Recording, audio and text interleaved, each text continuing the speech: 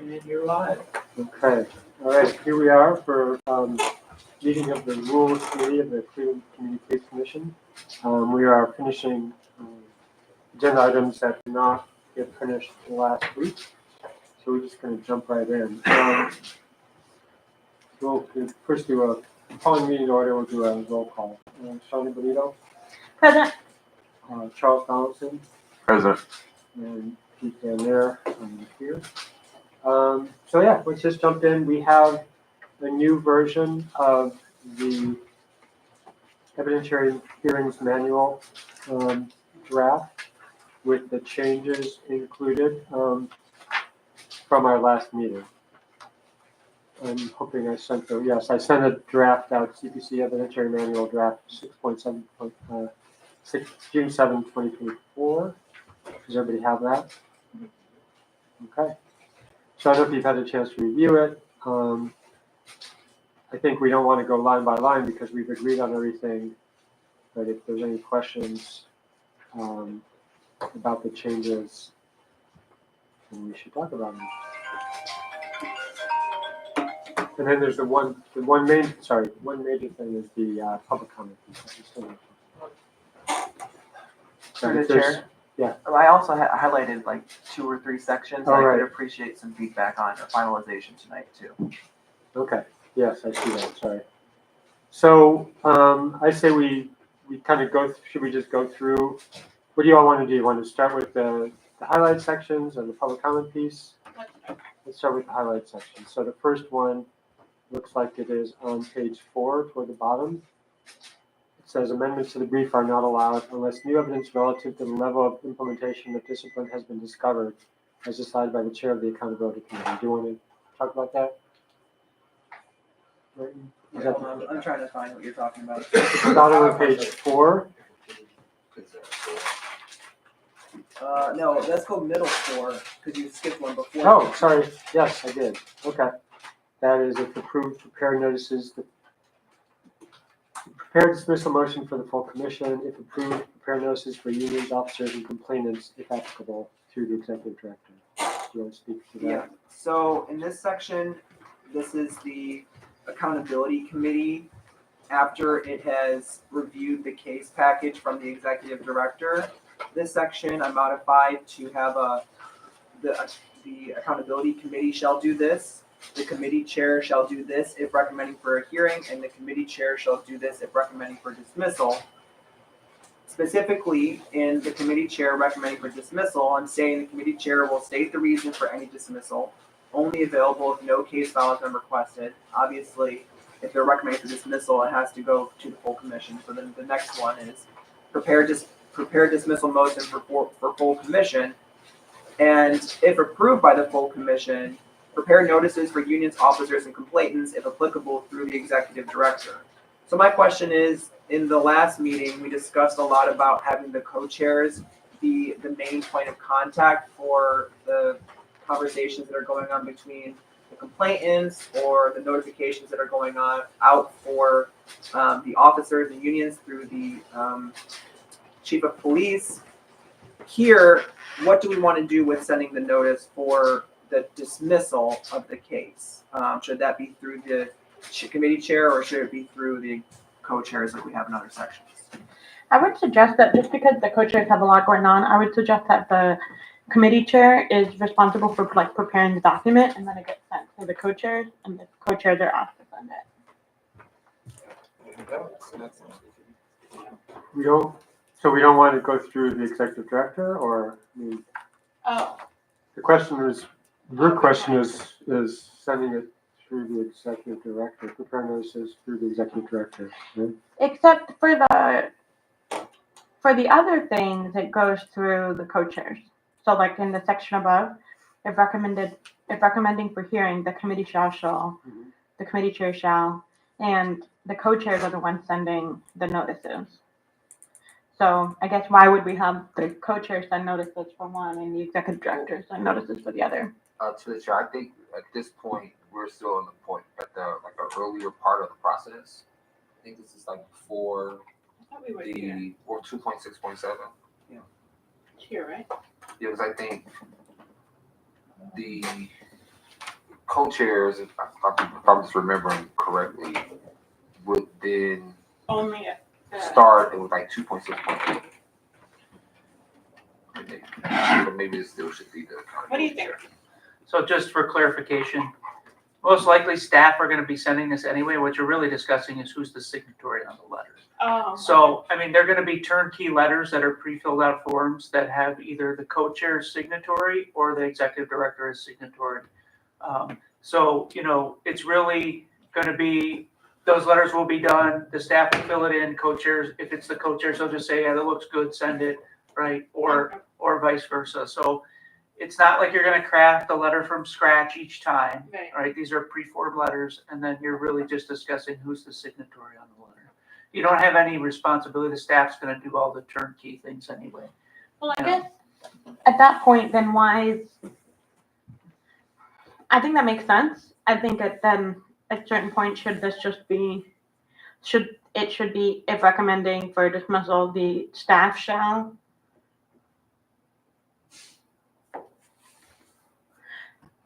Because I think it could be state the reason for dismissals.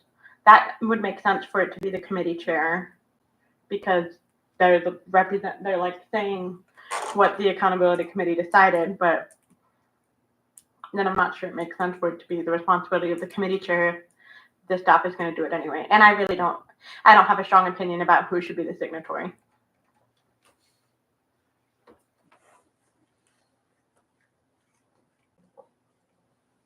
So, I mean, the difference here, like, is that in the first case, if they're recommending for a hearing, the committee chair works with the co-chairs.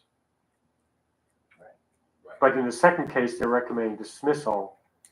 It's more of a perfunctory thing, and they're just doing it through the executive director. That's the difference, and I feel like that makes sense, but. Well, yes, but also the note. I mean, I think that if we're saying that if the executive director is sending these notices, then the executive director should also be sending the notices in the section before. Because right now it says that it's the co-chair sending the notices. It's a difference between setting a hearing and not setting a hearing. So I feel like the co-chairs have generally would set meetings and hearings versus dismissing. That's the difference, right? I mean, that's. To I'm the chair, not- again, it'll be those things will be a pre-formed letter, right? So you're really just discussing, for technical purposes, when it says the co-chairs will send the notices, you're just saying the co-chairs will be the signatories on the notice at this point, right? Right. Those forms are gonna be pre-filled, right? They're not gonna manually go through the process of sending, staff is gonna do that for them. So you're just thinking from the perspective of Who's sending it? who is the authority that is officially sending the letter. That doesn't mean they're doing the work of physically Right. sending That the makes letter. sense. I got that. Yeah, yeah. I think it should probably be the chair, because the co-chairs wouldn't,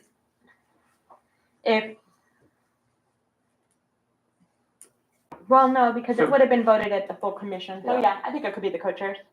I feel like the distinction here is when whoever, I'm not talking about the process, that's fine. I'm just talking about it's coming through the co-chairs. If we're doing a hearing and if it's dismissed, it goes through executive director. I think that that's like makes sense. track. Yeah, like I think it's like two different tracks. So one track if you dismiss the case, and that just the accountability chair working with the executive director, and then if it goes to the full commission for a hearing, then that has to be set by the co-chairs. So I think that's why it's the same. Sounds good. Okay, so we're good with the way this change has been made. I'll make a note of that, and I can clean up this document afterwards, unless you have. Through to the chair, I think it's worded the way we want it from what our Yeah. discussion is. Right, yep. All right, great. So then we're moving up. We're moving to the bottom of page 4 then. Yeah. To the yellow part. All right. So No? I mean, 2.6.8? Yeah. Yeah. Sorry, I realized my page doesn't have, my document doesn't Ah. have a page break. so it's 2.6.8, pre-hearing procedures.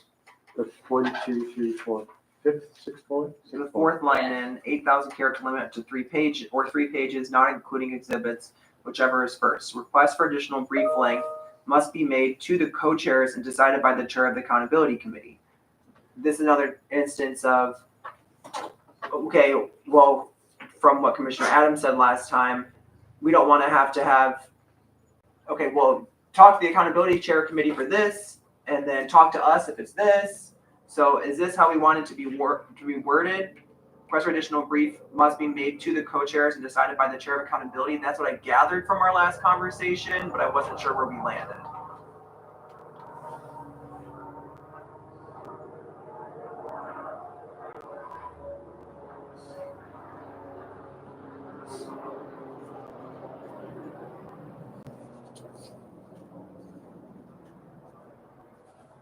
I'm kind of agnostic on this. I don't recall the precise discussion from last week, so request for additional brief length must be made to the co-chairs and decided by. Versus, I mean, the other option would be the executive director and decided by, Or they make it right to the chair. or they make it right to the chair.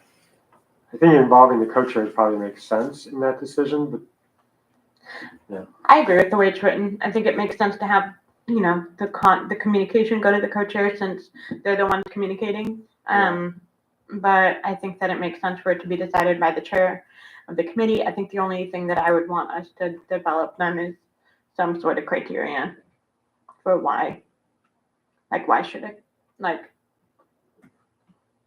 what's the reason why the chair would say yes or say no? right.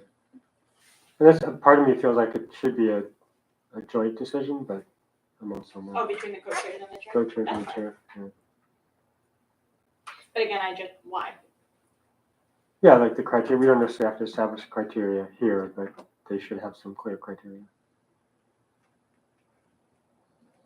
Any other thoughts? So should we just say, and decided in conjunction with the chair of the, We want someone to have a final say, right?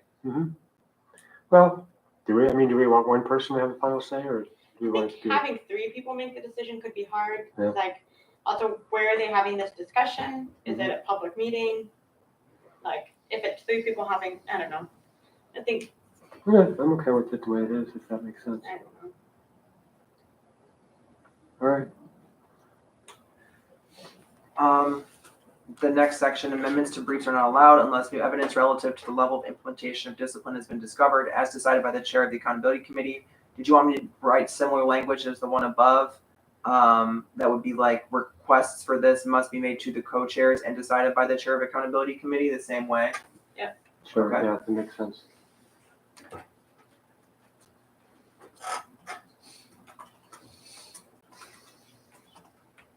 All right.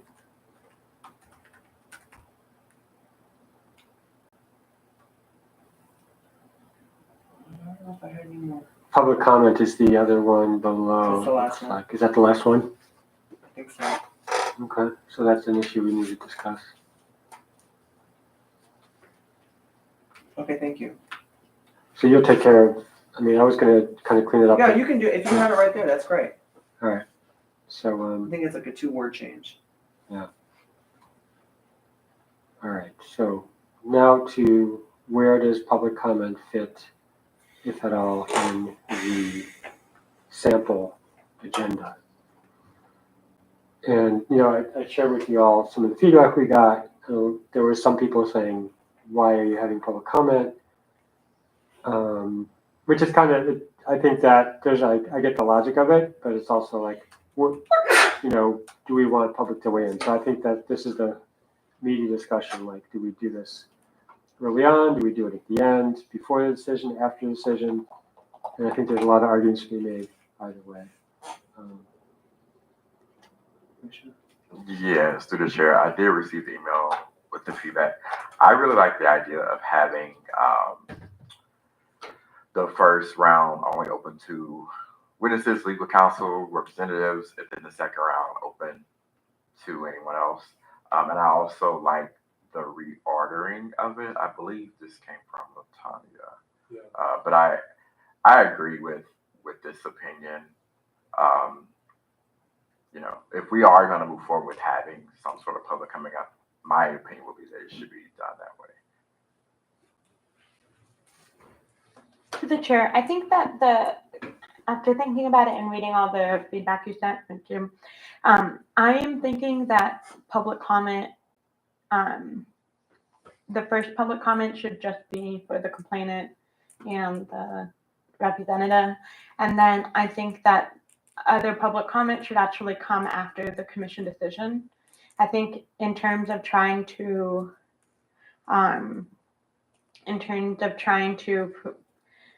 preserve the case, and so that there isn't anyone who could say that, they were swayed by public comment. I think that it's important for the public to be able to comment on the process, but I would just be concerned about the idea of commissioners being swayed by, we're supposed to be looking at the facts and the discipline matrix. I think that if in the future we take into account the kind of community piece of it, where community concern and community trust, I think at that point it would be judicious to put public comment earlier, and for that to be taken into account. But because we're only supposed to be making decisions based on whether it fits into the discipline matrix, then my concern is that, especially where it is right now, we're just, why have it in the meeting if we're telling commissioners not to consider it? I think that's and I think that kind of speaks to LaTanya's point. Are we asking commissioners to consider the public comment? Because if they're not supposed to take it into consideration in their opinion, why are we having them do it? Because at that point, that feels performative and could also potentially lead to someone making an argument that the reason why the commission voted this way, or an individual voted this way, was because of public comment. Sure. So I'd say that after the decision has been made, then you could have members of the public make public comments, which could also help us, and they could give their feedback on the process, or so that we take that into consideration. So you're saying we would have what's currently number 4 public comment just be the complainant, and then put the second public comment piece after the decision, position right after what's now number 12.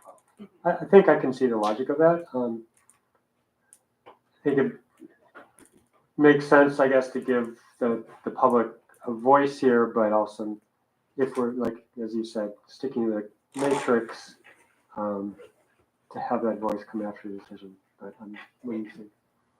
Yeah, I was just going to add that I, based on how some of our other public meetings have gone, I believe that if it's a strong case and if people really have strong opinions that they want to get out, they're going to find a way to get those opinions out, regardless of when we say public comment is going to be.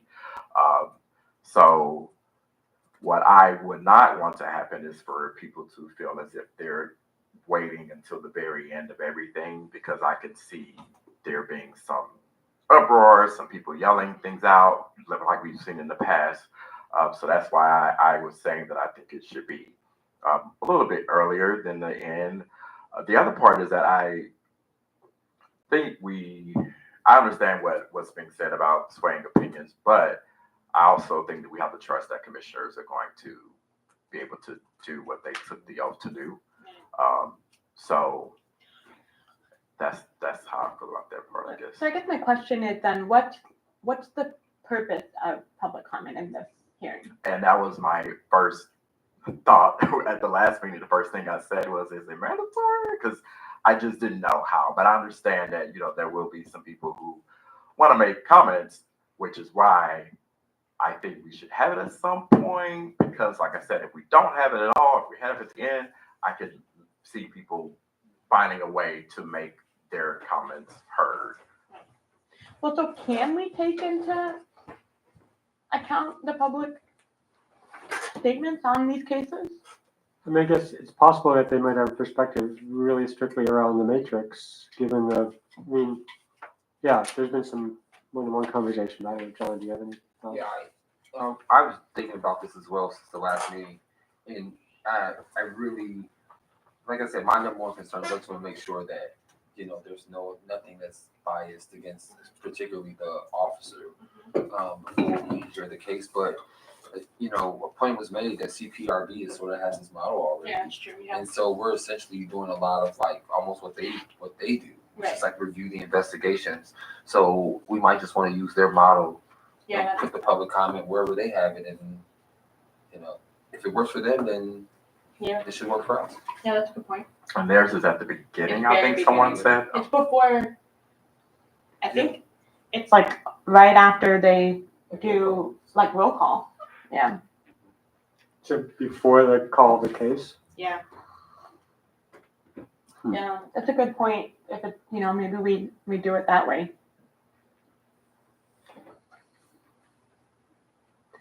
I'm like, you know, one thing I keep remembering is that we can see how it works and we can change it. I mean, Yeah. and if we have a model that's been in use, it's not a bad way to.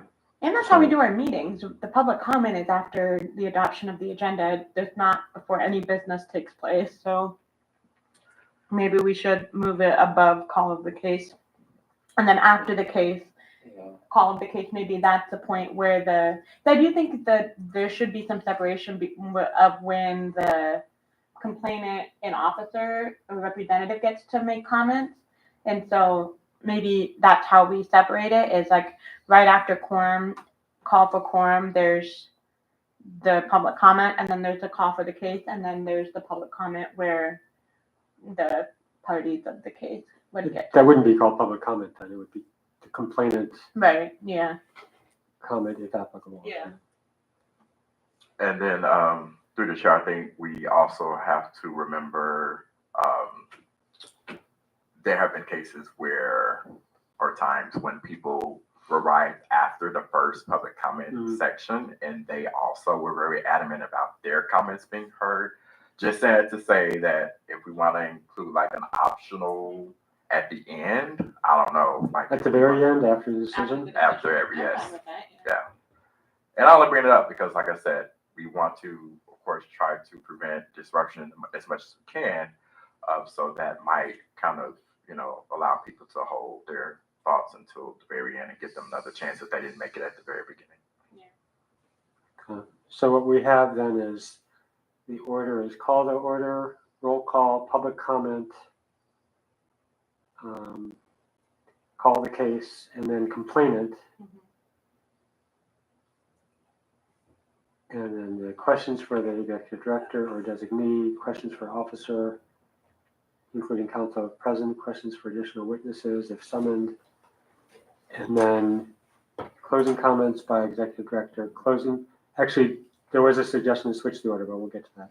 Closing comments by a CPC executive director, closing comments by officer, discussion, decision, and then another public comment at the end before we adjourn. Yeah. That sounds good? That sounds good. Another proposal from Latanya Oldby was to switch, to put the officer first and closing comments by the officer or counsel, and then closing comments after that, closing comments by the executive director. Are there any thoughts about that suggestion? Or is there, Martin, did you have thoughts about it? No. I think that works. I think it makes sense. Because that's typically like how they like usually go like a Mhm. court, like they'll let the plaintiff team go last. Mhm. Yeah, Is that how it Right. goes? who goes last? Defendant usually. The defendant goes last? Hmm. So then it would be the officer who goes last?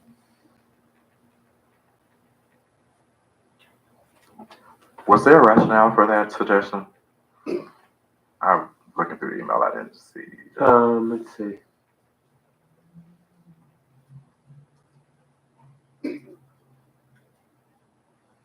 I'm looking.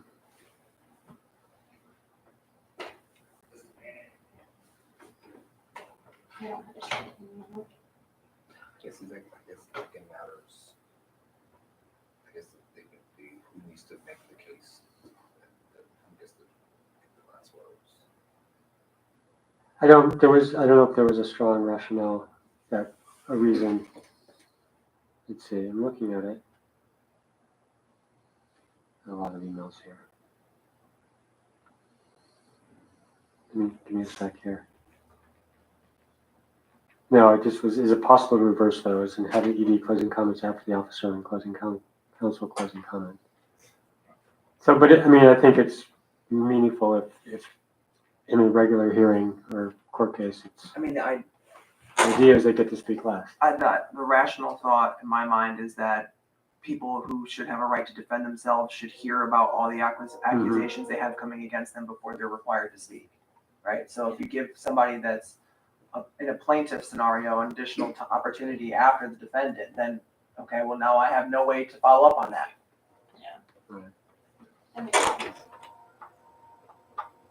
Okay, so we'll leave it as it is. In terms of the last public comment section, do we want to specify that it's for people who did not have a chance to make comment at the beginning, or is it going to be open to whoever? To the chair, there's already a rule, I think I drafted in here, that the time is not transferable among public commenters. So if they speak already, then they're off the list, Okay. right? And they're limited to 3. I think I'm trying to find Yes, the I rule think that's you in said here. that. Public comments limited to 3 minutes per commenter. Comment time is not transferable from one commenter to another, is the rule. Okay. Also, to the chair, my thought we can maybe tailor our little handouts that we have for people that are signing up for public comment. We can maybe tailor that to provide educational resources up front about the restrictions that are on the commission per our rules on what we're able to consider and what we're not considering at it, so we can get more informed public comments, so that we try to sort of narrow the fire hose that's going to be coming at us. Also to the chair, in addition to that being on the sign up, maybe we have like little flyers that that gets passed out. That's like, hey, it could have even a brief information about what is this, what's this process, and then guidelines for public comment. Yeah, a good task maybe for accountability to work on is creating a PowerPoint slideshow that we could attach, print out a couple of copies to keep out. So, I think everything else is pretty clear. I can clean this up with these changes, and we can vote on it. Yeah. All right. Is there a motion? I move to adopt the evidentiary manual to send to the full commission for approval. I second. Okay, we'll do a roll call vote. Commissioner Benito, Aye. Commissioner Donaldson, Aye. and I also agree and say aye. So we passed this 3 to go to full commission. Congratulations. Good job, everybody. Okay.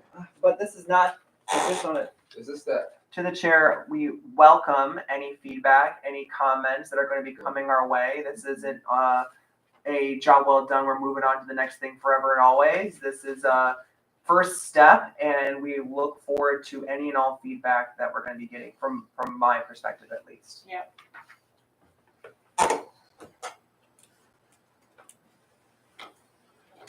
Okay. Agreed. So next on the agenda is the Commissioner Accountability Rule. And that was also sent out. You've had a clean copy of this for a few days at least.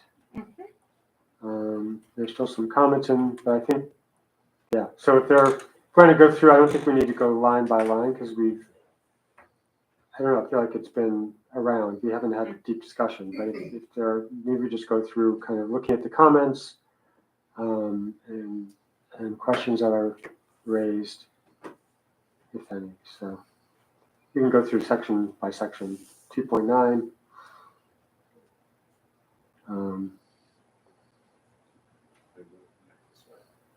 The draft commissioner censure and accountability process with edits.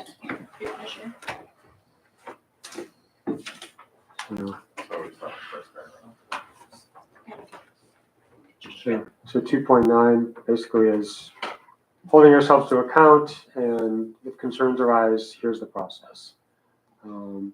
With the final recourse being to make a formal recommendation to the mayor for removal.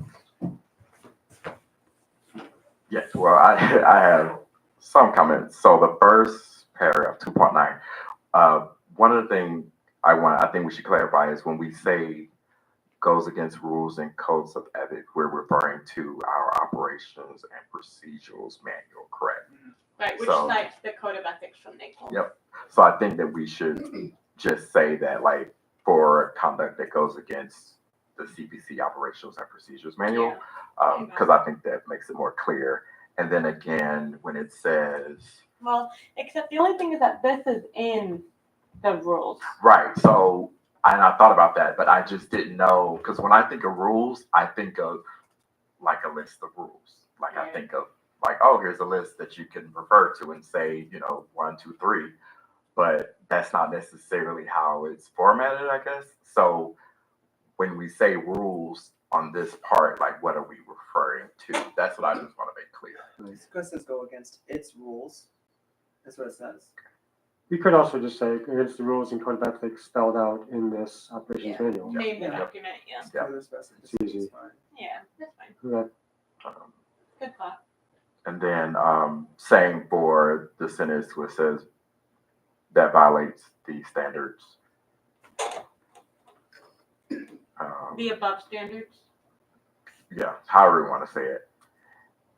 And then final thing on this, I was not sure. So the sentence that says the goal is to engage in progressive, transparent, and accountable discipline in addition to the other rules in this manual with the final, that part kind of threw me off. I know what it means, but I don't know if it was necessary.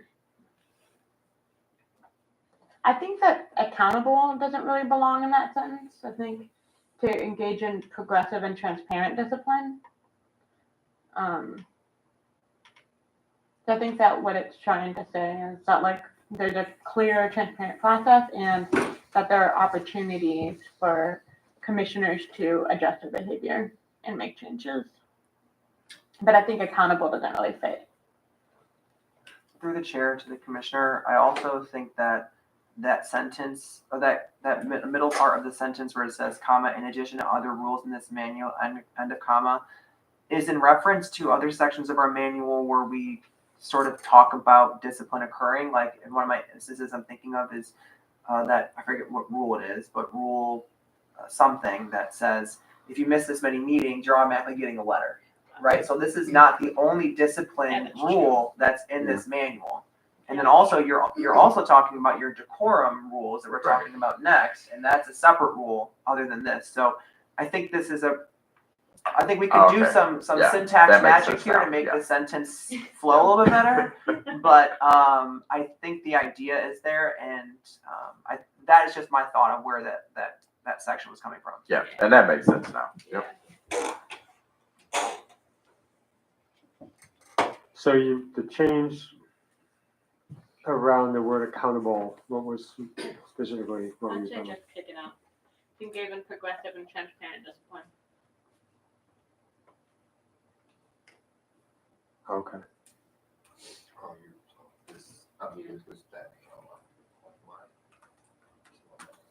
Okay, so that sentence, just remove the word accountable, that's fine.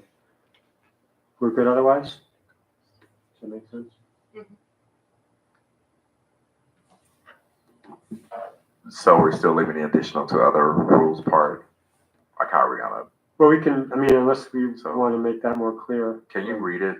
So what The is? goal is to engage in progressive, transparent discipline in addition to other rules in this manual. That's a little clunky, with the final recourse being to make a formal recommendation. This could probably be. Maybe to the chair, the goal of this rule is to engage in progressive, transparent, discipline, in addition to other rules in this manual, Yeah. with the final recourse being to make a formal recommendation to the mayor. I think we just need a word there. The goal of this rule is to engage, because that's what this sentence is trying to say, is that that is the goal of this Right. rule. I like that.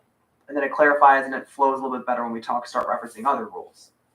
I like Is that. it in addition or in conjunction with? It doesn't just wordsmith. Or we can also take out that to the chair, we can also say, the commission's goals are to engage in progressive, transparent, the rules of the commission goals or something like that is to engage, like reference all of the rules at the beginning of the sentence and then delete that middle part that talks about other rules.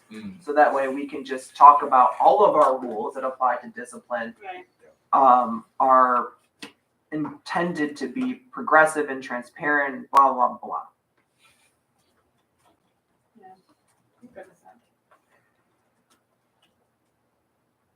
So the goals of the commission's rules are to engage in progressive, transparent discipline. Yeah, I like that.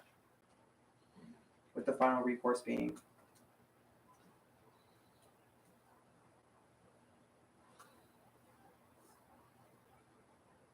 Okay. That's easy enough. Okay. That's good. Ready to move on to 2.9.1, in-meeting violations. So violation requires immediate action of the chair who's leading the meeting. Commissioner violates the commission rule during a meeting. The chair must follow the procedure for in-meeting violations detailed in CPC rule, which is The decorum the rule. next rule that we're going to discuss. The commissioner is asked to be removed from 2 meetings in a 3-month period. Any meeting, full commission, committee, or work group. The chair of the meeting from which the commissioner was last removed must present a motion to the full commission for the removal from all committees. And it refers to 2.9.4.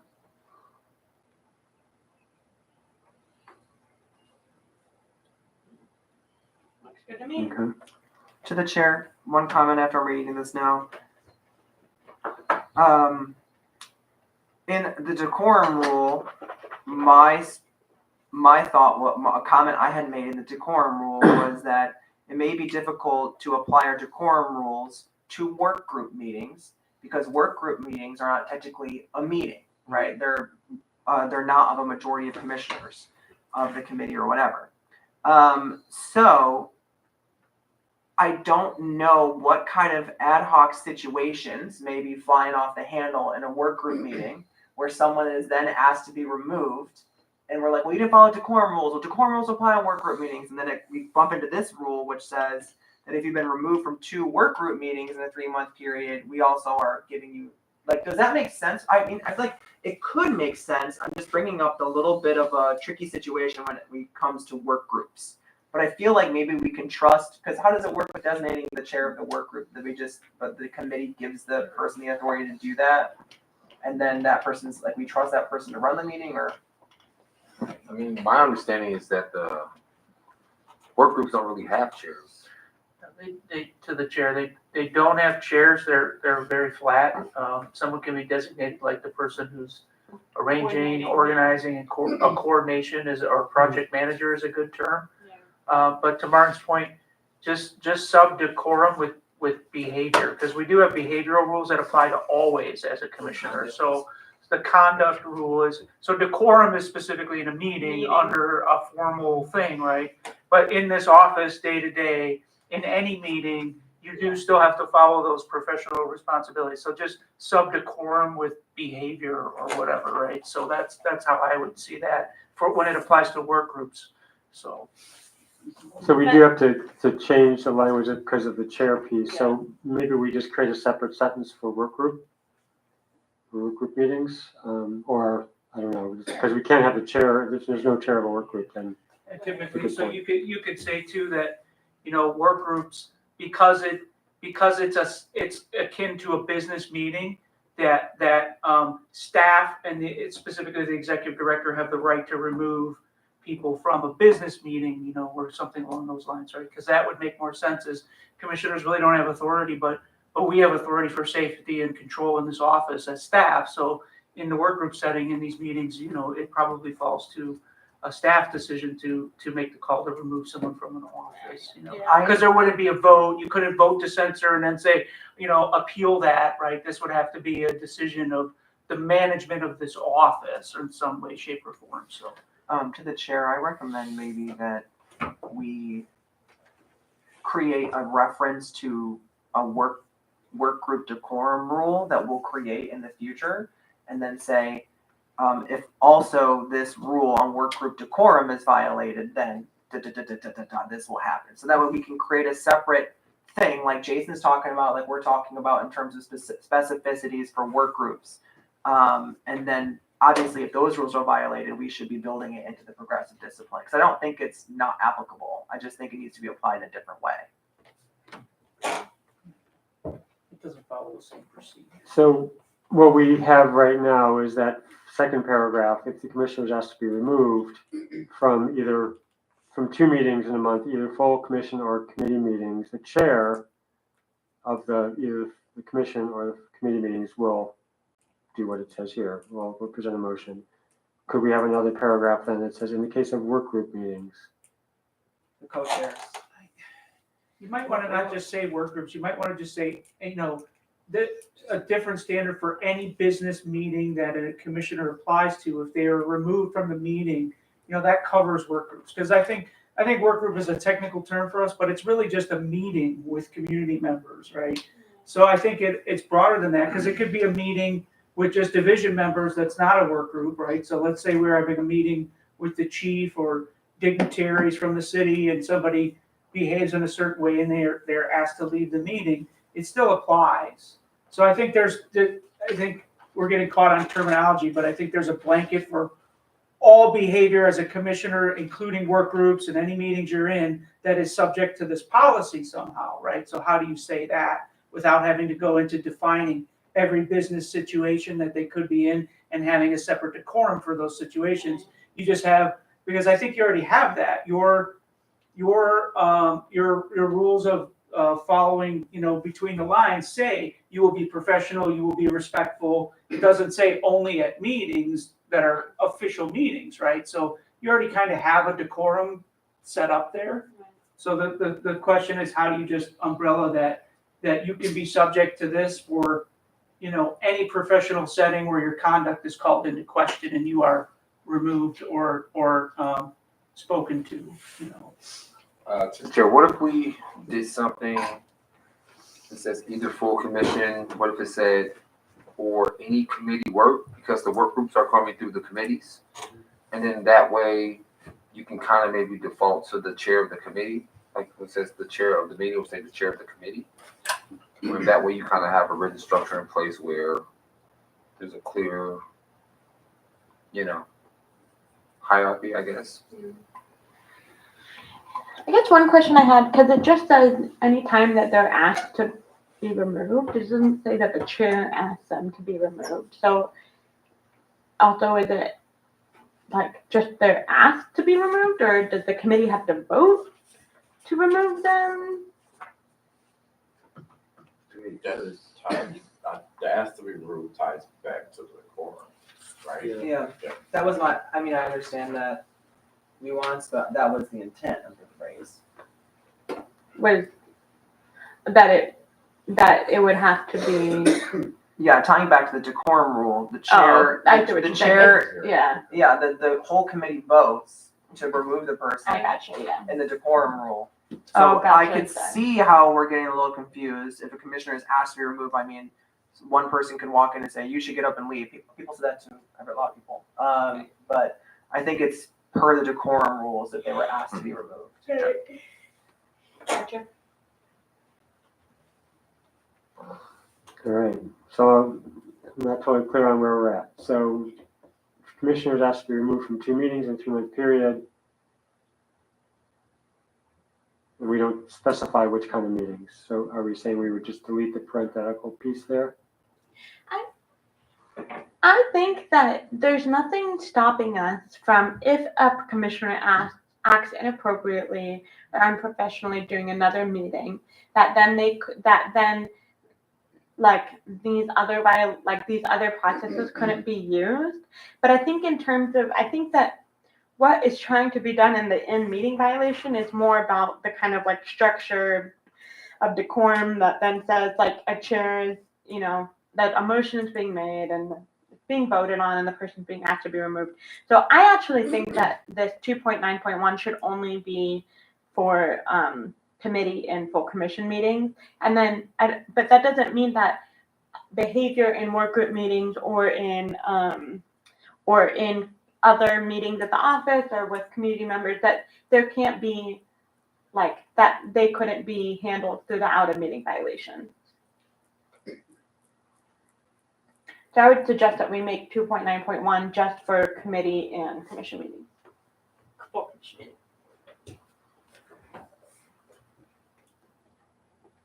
And through the chair, I might have missed this part, but how will we then address the other meetings? 2.9.2. Got it, okay. Yeah, I mean, that's okay. I mean, it is a meeting, but, and it's a commission meeting. We talking about work groups? Yes. But it just doesn't have the same structure. Oh, I agree, yeah. But I mean, that's one, like, well, so that'd be fine if that makes sense. To y'all, I mean, I still go back to like the idea of, Should we Going- start with the hold on. decorum rule? Sorry. we could visit that right now so we understand it all. I mean, there's a lot of changes there and it's a lot to take in if you haven't read it. But I was just gonna say adding, I mean, as I mentioned earlier, the possibility of adding a third paragraph to 2.9.1 saying in the case of workgroup meetings and drawing on what Director Goodrick said, commissioners are expected to conduct themselves, in accordance with the rules of conduct or whatever, some language like that. I don't know. Yeah, John. To the chair, I just want to make sure that I do agree that we need to address work groups as well, because we do know from previous experience that things can happen in work groups, and so we don't want there to be some space where they're like, well, this isn't in the rule, or this is not full commission or committee, and so therefore there's some looseness there. So I do think somehow, some way, we need to address it. I think maybe what we could, to the chair, propose is commissioners asked to be removed from 2 meetings in a 3-month period.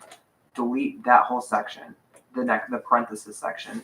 The chair of the meeting from which the commissioner was removed, then add an extra parenthesis, or the co-chairs, if there was none, must present a motion to the full commission for the removal from all committees. This procedure should follow the same steps outlined in 2.9.4 of this rule.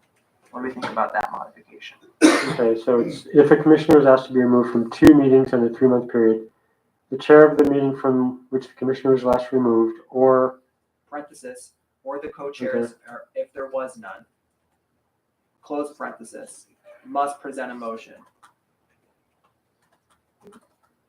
So basically, we would be relying on the co-chairs because there is no official chair of a work group meeting. And of course, all of our work group meetings are recorded anyway, so we could see everything. It's not like yeah, Yeah, that's true. They are? have it. Oh, not all. Not not all of all. them are, no. A lot, but not all. I wouldn't even say a lot of them. We Oh, don't- yeah. Some of them, yeah, no. Work groups are just like a regular business meeting. So, the only time I record it is if there's a possibility that multiple commissioners, more than 2, will show up. So most work groups are just typical like business meetings, like where, what happened on any given day about a topic. So. So we have language, if a commissioner is asked to be removed from 2 meetings in a 3-month period, the chair of the meeting from which the commissioner was last removed, or the co-chairs, if there was no chair of the meeting, must present a motion to the full commission for the removal from all committees. Yeah. To the chair, why would we give it to the co-chairs when the work groups are coming through the committee? So wouldn't it be the chair of the committee? I mean, it's like overstepping the authority of the committee chair. Yeah. Because essentially that's who gave the blessing to sort of create the work group. So I feel like it should go to the committee chair. I like that idea. So I feel like that makes sense. In that case, I think we should just name it as a work group meeting. I mean, if there was no chair of the meeting, it's like, well, what is that? So, why don't we just say if there would, or the committee chair if it was a work group meeting or something like that. Yeah. Does that make sense? It doesn't feel like, but that just didn't feel like the proper Right. change. All right. That sound right?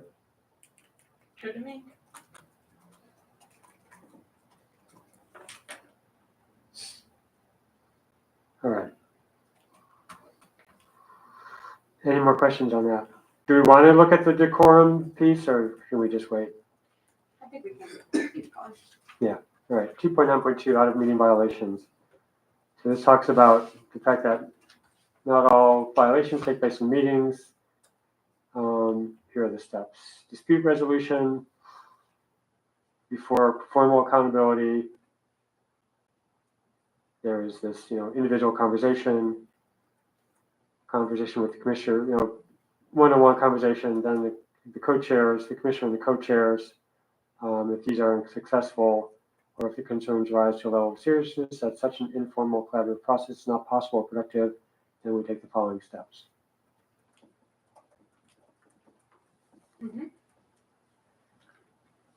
Through the chair, one of the things I had noted here was how do we word it at the top when we said goes against our rules? I think we should say that part again when it says if the commissioner violates a rule. Goes against the rules and code of ethics spelled out in this operations manual. Yep. And then also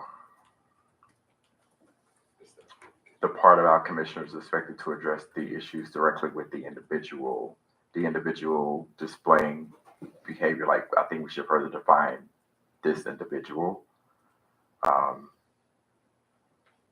just to make it more clear.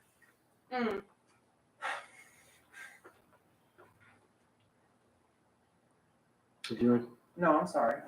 decide? Sorry. What I realized I didn't catch a breath in a while, so I was Okay. just trying to catch up. Oh, okay. The suspense is I get really focused. Yeah. suspense is killing us. Yeah. All right, so we can change that. So if a commissioner violates the rules and code of ethics spelled out in this operation manual outside of the commission meeting, the commission shall follow the preceding steps. Okay, and these are the process. The individual, you're talking about individual commissioner. Does that clarify it? You said the individual, you wanted to clarify that. Yeah, I was just saying to clarify that so individual displaying behavior, okay. like saying that. Could also just say a direct conversation with the individual commissioner.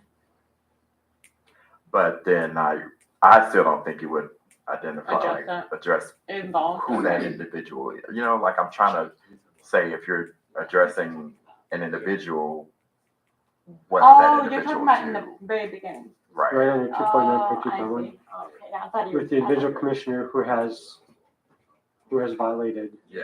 Right. That's it. Just small detail. Yeah, that sounds good.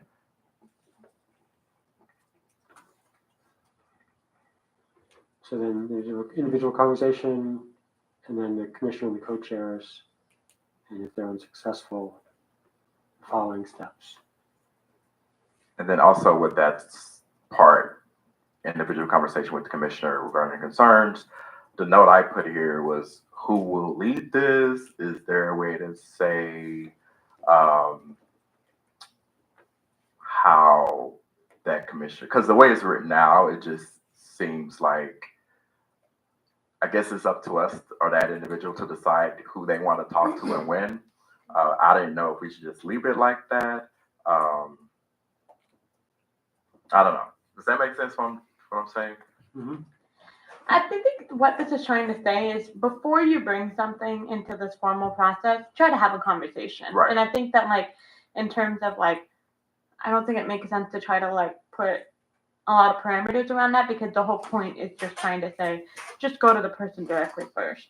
And then if you're not able to resolve it on your own, whatever that looks like, maybe it looks like a conversation with the person after a meeting. Maybe it looks like a phone call to them, But if you're not able to do it in that more informal way, then at that point, you bring in the co-chairs, you bring in.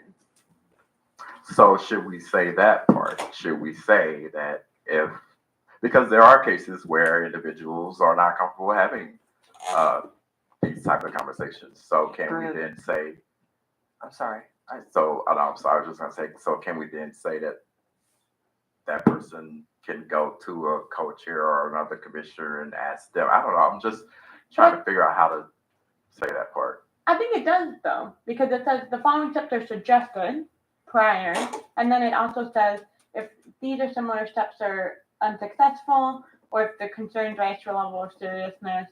I would say that if you're not comfortable talking to the person, that would make me think that it rises to a level of seriousness. So I think it kind of addresses that. Sorry. That's exactly how I was saying. Great minds think alike. It's winning. Does that address your concerns or your question? You still have, I mean, it's sort of passive language. So the first paragraph says that commissioners are expected to address the issues directly with the individual commissioner who has violated the commission's rules. And then the next is like that, those commissioners are, or that commissioner is expected to have an individual conversation, and if not, then they're with the co-chairs, and if not, does that answer your question? Yeah, I think it's fun. Yeah, I mean, I'll fold because I get what you are saying, but I also know that there are people just in general. What do you want? I mean, I Some language. don't. We can move out and think about it. Okay. All right. We love the attention to detail. Yeah, it's helpful. Because this is one that I know. I get what you, I get why you were trying to figure this out. Okay. So we're gonna move on, or you want us to come back to it? Oh, we're fine moving on. Fine? Okay. All right. 2.9.2.2, letter of censure. Any member of the commission may make a motion during a regular meeting. So you have to make the request 7 days before the full commission meeting at which will be presented. Must include written and or recorded documentation. 5 days, all commissioners must be notified 5 days before the meeting. And when a letter of censure is considered, it gives the total of 10 minutes, no more than twice, but total of 10 minutes, that the commissioner who against whom the motion is being directed will be allowed that opportunity. And you need a majority vote. And there you go. You work with the co-chairs. So that's this letter of censure, the first step. Through the chair, I just had a question about, I did see Martin's comment, and I just want to make sure I was understanding. So I think Martin was saying that special meetings should not be included.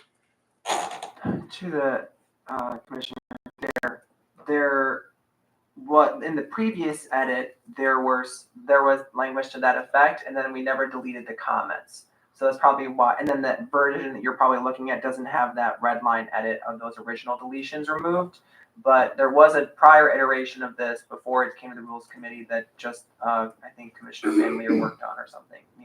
Commissioner Van Leer worked on. So yes, we removed the special meeting comment. So just that's an FYI. Yeah, I probably should have removed all those. So that's the letter of censure. And through the chair, I believe there was also a comment about the 7 days, right? Yeah, to the commissioner, that was also remedied by the additional sentence that we added at the end of this that said, if the of that paragraph that says, if the conduct in question occurs after these deadlines have passed, no notice is required.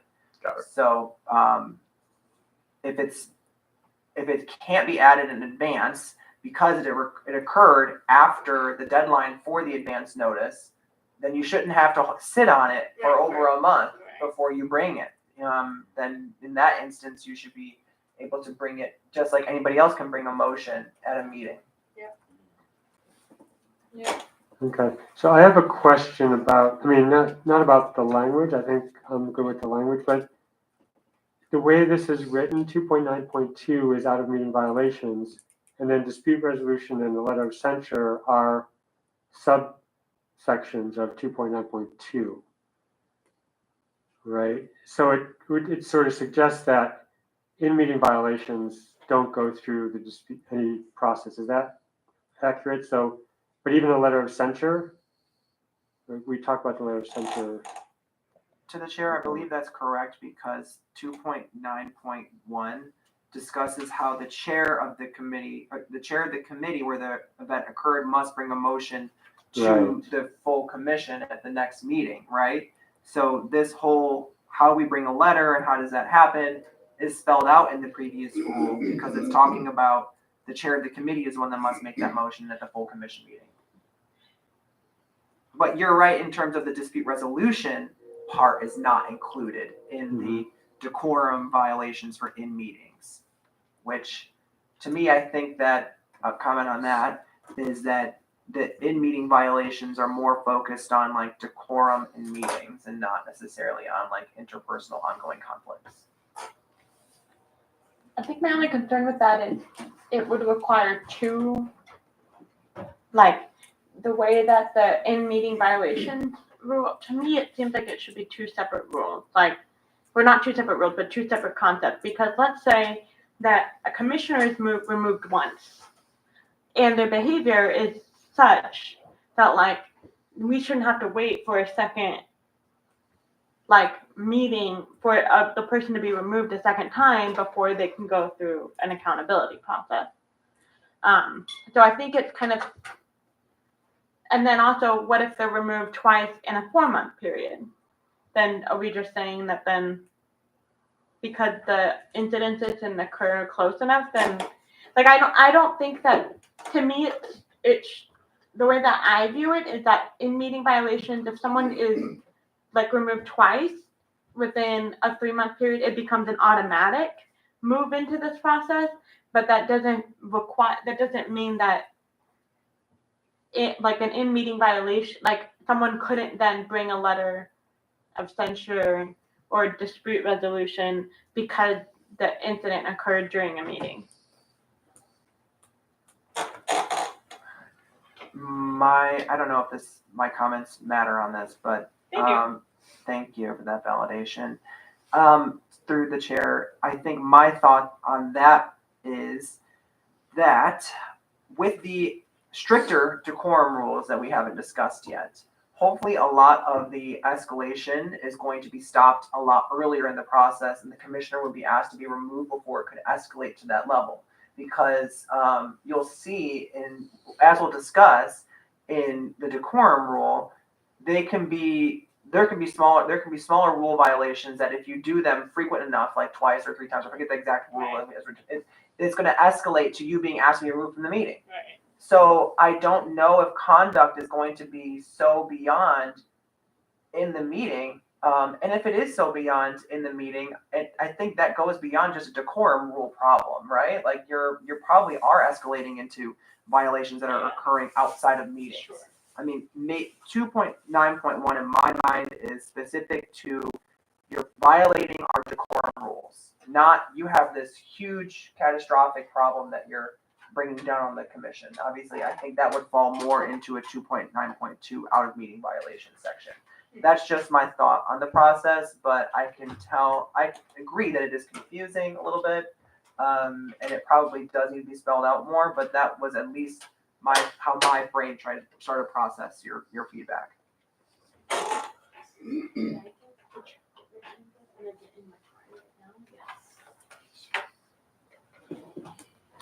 Do you have any thoughts? I'm sort of still mulling here. It's funny because I looked at this pretty closely, and it's only now looking at it again that I'm questioning a little bit. Do you have any problems with that, or you like it the way it is? I mean, I think that, like, I looked at both of these documents, and now that, like, we're thinking about them together, I'm kind of struggling with with how they fit together a little bit.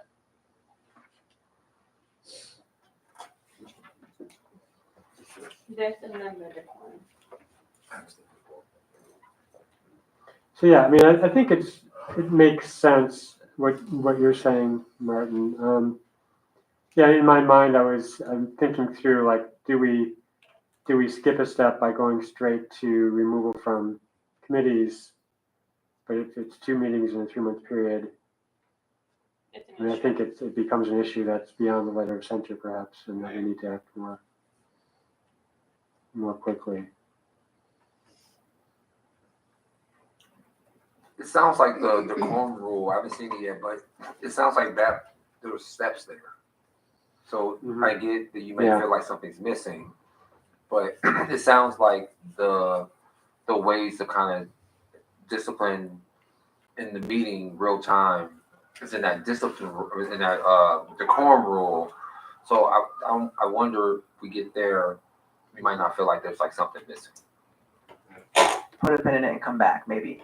But I agree with Commissioner Benito's comments through the chair that we may want to see, we may have more comments on how this whole puzzle is coming together once we see a more refined puzzle piece set. Okay, so let's move on then to 2.9.3, and then work through this document, and then we'll take a look at the meeting decorum piece. Through the chair, one more thing before because I just thought about what I was trying to say. So, the part about the following steps are suggested prior to engaging in the assessment process. What I wrote here was, who will lead this? Is there a way to say that any commissioner could engage or could start this process? So I think what's missing for me when I'm reading this is I see the following steps, and then I see an individual conversation or conversation with the commissioner, but I'm not seeing like who is doing that. Right. So I'm just wondering if there's a just simple way to say like any commissioner could start or could have the conversation. How about if in that first paragraph under dispute resolution, the second sentence reads, any commissioner may initiate the following suggested steps. Yes. And for me, the reason why that helps me clarify is because I know that there could be situations where something happens, the commissioner is like, well, I don't really want to talk to that person directly, but do you mind having a conversation? Like, that's what I think about. So I think that would help clarify that. Does that make sense? So I have a different question. So Well, can we finish this question first? And so you were good with that change? I'm good. Okay, then go ahead. For Sorry. that's okay. For 2.9.1, for in-meeting violations, it says this procedure should follow the same steps outlined in 2.9.4 of this rule, but should that be 2.9.3? Because that's where we talk about removal from commission committees and work groups, which is what they're saying, which is what 2.9.1 is saying that would happen. I missed that Should be change. 3. I missed that change. Oh, okay, cool. Yeah. And then after that happens, well, because then one thing is we're not calling, then what we should,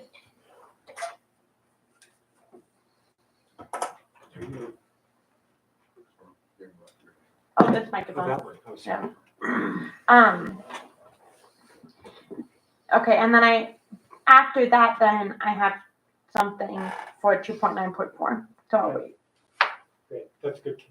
Good catch on the numbering. So 2.9.3 with gold star. Yeah, thank you. Gold star for me. So detailed. Yeah. Nothing gets by Commissioner Benito. Yeah. So this is removal from commission committees and work groups. If concerns persist, the commissioner has repeatedly violated the commission's rules, or the commissioner refuses to take part in the progressive discipline process, by majority vote of the commission, a process may be initiated for the removal of the commissioner from committees and work groups. Any commissioner, any member of the commission may call for this, and it has to be 7 days prior to the full commission meeting, no less than 5 days prior. The request and supporting documentation must be sent to all commissioners. When it's considered, this removal, they can speak no more than twice for a combined hold of no more than 10 minutes, during the meeting where the motion has been presented. That requires a majority vote of the commissioners at a full commission meeting, and that results in a formal letter. Committee removal will be no less than 3 months with no maximum, and may have an ongoing term if there is concurrent investigation into conduct by an outside agency or state department for the duration of that investigation. And then skipping this process if the conduct in question is a lack of participation. And this also is an exception. So if you remove somebody from the commission, the committees, they can't be dinged for not going to being part of committees, obviously. Why not? You're in violation of 10 to 4. So lack of participation through the chair is referring to lack of participation in the full commission meetings and committees or work groups, because there's that requirement of attendance requirement for the full commission meetings and participation in at least one. One Committee committee, work one group. work group. Yeah. This rule, I think. Okay. We can cite that specific rule, I just didn't know it when I It's was, 1.4.4. Good job. wow. Someone knows. We're all impressed. Stop it. You're brother. Gold star. The commissioner paid a little here. Wait, Well, what? no one checked you yet, Commissioner. Oh, yeah, you get a gold. You always, John, it's just automatic. 1.4.4.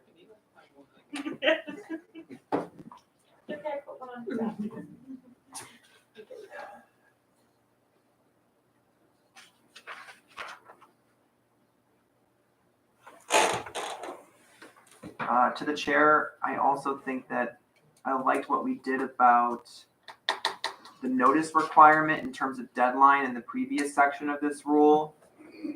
Our second paragraph here, no less than 5 days prior to the meeting, the request and supporting documentation must be sent to all commissioners unless the violation occurred after that deadline, and then it can be, you know what I mean? Yeah. Similar language, exception language as we did in the first part. Yeah, I think in my mind, I mean, I'm not in disagreement. I think when I was reading this and working on this before, in my mind, this is a higher level. But yeah, given the, my current, because I think in the past, before when I was looking at this, I was thinking of letter of censure. So I'm fine with adding that language. Yeah. Yeah.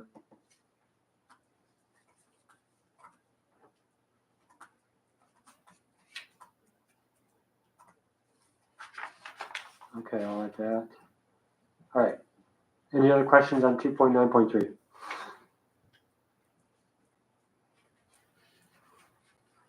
Okay, 2.9.4. Recommendation for removal from the commission.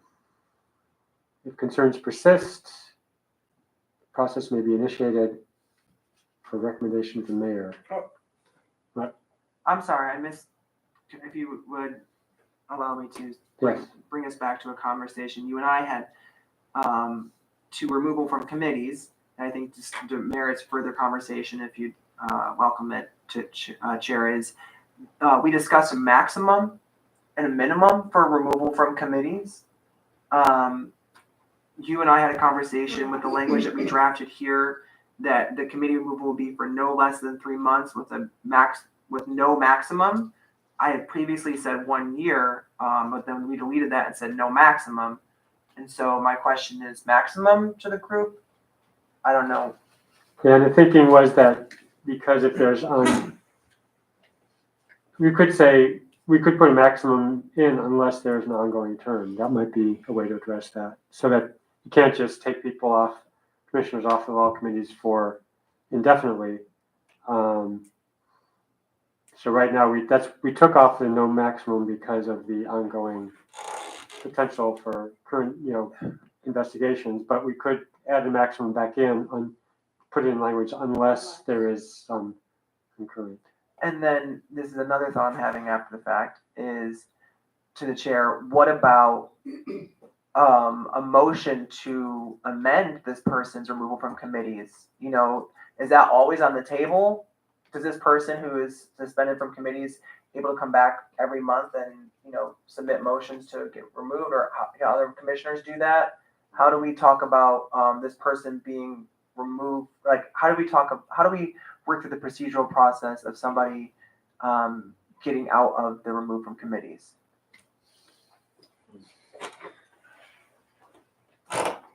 I'm wondering if kind of along the lines of kind of following a progressive and transparent process, maybe there's like the co-chairs come up with a like kind of performance improvement plan that it's like these different steps need to be met. Like, there can be no decorum violations in 3 months, like for 6 months, or they have to do this, or they have to do that. Like, could it be kind of like performance improvement plan, that then once they would be eligible for potential reinstatement once they've completed. I'm just trying to figure out how we would do that if they're removed from their committees and work groups. Then they don't have an opportunity to demonstrate that they're going to follow the rules. So then I don't know how we would do that. Because we would only see them in a full commission meeting. Although they can still attend committee meetings, Right. and their behavior or conduct there could still.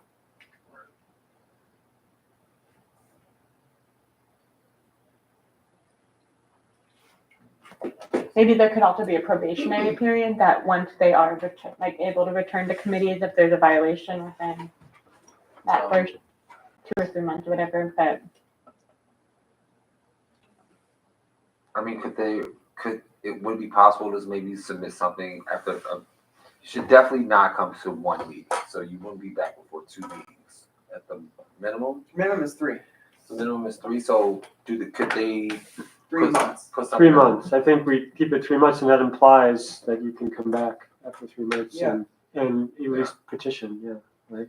Sorry. Can they maybe petition the second? I mean, I'm okay with the 3 months. I think if it gets to the point where you have to get removed off your committees and stuff, I feel like there must be some bad stuff. So I'm okay with the 3 months. We could add a sentence at the end saying, after 3 months, the commissioner may petition to be reinstated. Yeah. Or something like that.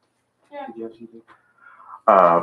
Through the chair, I was just gonna say, so it would say committee removal will be no less than 3 months and may have an ongoing term so we're just cutting out, right? So I think what I put in here was committee removal will be no less than 3 months, but no longer than 1 year unless there is an ongoing investigation into the conduct of the commissioner by an outside agency or state department.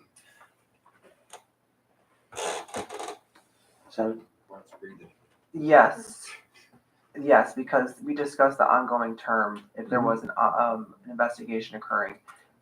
For something that's spanning, since we're not having a maximum that's spanning, could span the amount of time that new commissioners get introduced, the half commission gets, a whole new onslaught of commissioners, and then you come in and you're still not allowed to get on committees, even though there's a whole half of fresh new faces. Like the people you could have wronged are not even here anymore on the commission, and you're still being punished for what happened. The co-chairs at the time could be refreshed. So I don't. And So yeah, the proposal that I put up was to put a sentence at the end saying, after 3 months, the commissioner may petition to be reinstated to would it be committees. a 3 month maximum? No. Minimum. Okay, what about? So So the language, the committee removal will be no less than 3 months, but no longer than 1 year, unless there is an ongoing investigation into the conduct of the commissioner by an outside agency or city department. Next sentence. After 3 months, the commissioner may petition to be reinstated to committees. So if there is no ongoing investigation after 3 months, but before 1 year, which at 1 year point, if there's no investigation, they're able to return to committees. But if after the 3 months they wish to return, then they can make a petition to the full commission. The commission would have to affirmatively vote for them to be able to return. And then at 1 year, they would automatically, As long as as long as there's no investigation. You gotta be off your committees for a whole year. You need to rethink your life decision. I just said it's a long time to be off committees. Yeah. So is that language adequate to petition or make a motion or petition, make a motion to the full commission, petition the full commission to be reinstated?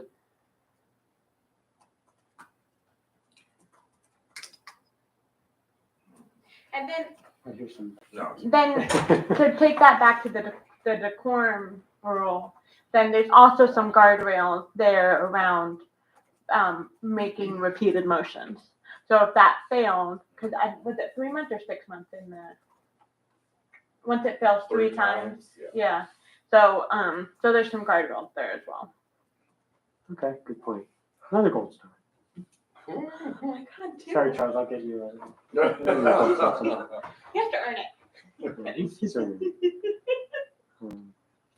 I do it retroactively. All right, are we good to move on then?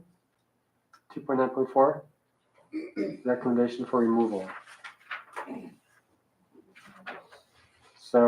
if concerns persist after previous steps, a process may be initiated for recommendation. So here's another, going back to your previous gold star moment of maybe we should say any commissioner may initiate a process if that's what you want to do. Because here it's sort of like vague, it doesn't say who initiates the process. Wait, which? Oh, I see. This what is you're the saying. very beginning of 2.9.4. It says, if Oh, concerns yeah. about the commissioner's conduct persist, a process may be initiated. So going back to what you said before, like any commissioner may initiate a process. It says that in the second paragraph though. of the Ah, section. okay, right. Okay, yeah, good point. Yeah, 'cause this one is- But we could move that up so it's more clear. Yeah, we'll just put that sentence, eliminate that sentence and put it right at the beginning so it's clear. It makes more sense there.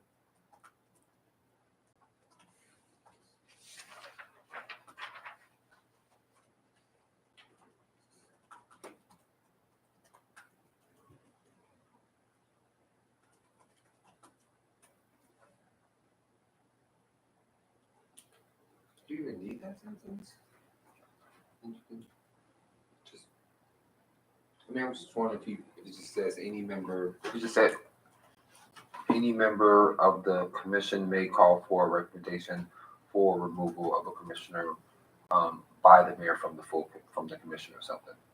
I don't even know if you need that. That first sentence. To the commissioner through the chair, I'm thinking that this person that's bringing the motion must also understand that 2.9.3 has been followed and Okay, I two get it, I point, get it. yeah, like either 2.9.1 and or 2.9.2, and then also 2.9.3 must have been followed before 2.9.4. So the person must have been removed from committees at this point before they bring that up, the motion. Making sure that they went through all the other steps before they get to this point. So what I just did was I took that first sentence in the second paragraph and weaved it into the first paragraph. So if concerns about the commissioner's conduct persist after previous steps have been taken, any commissioner may initiate a process to recommend to the mayor that a commissioner be removed from the commission. Then it would delete the first sentence of the second paragraph. Great. And it starts with written or recorded documentation. Have to be provided 7 days prior and to the co-chairs and 5 days prior to the meeting. To the chair, is this the best practice though? Having to go through the committee removal first before going and being able to send the letter? Or are there actions that are egregious enough to jump right to letter? I think we talk about progressive discipline. I think we need to start with the removal from committees. But that's just me. I mean,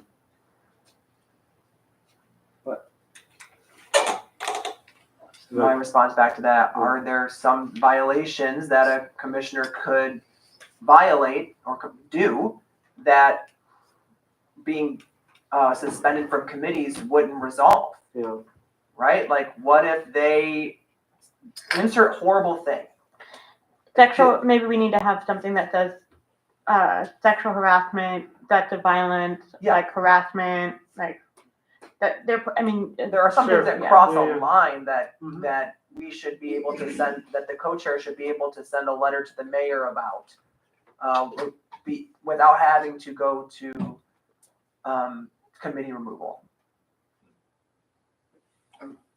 Well, to the chair, I mean, the co-chairs can send the removal letter even without a full commission vote.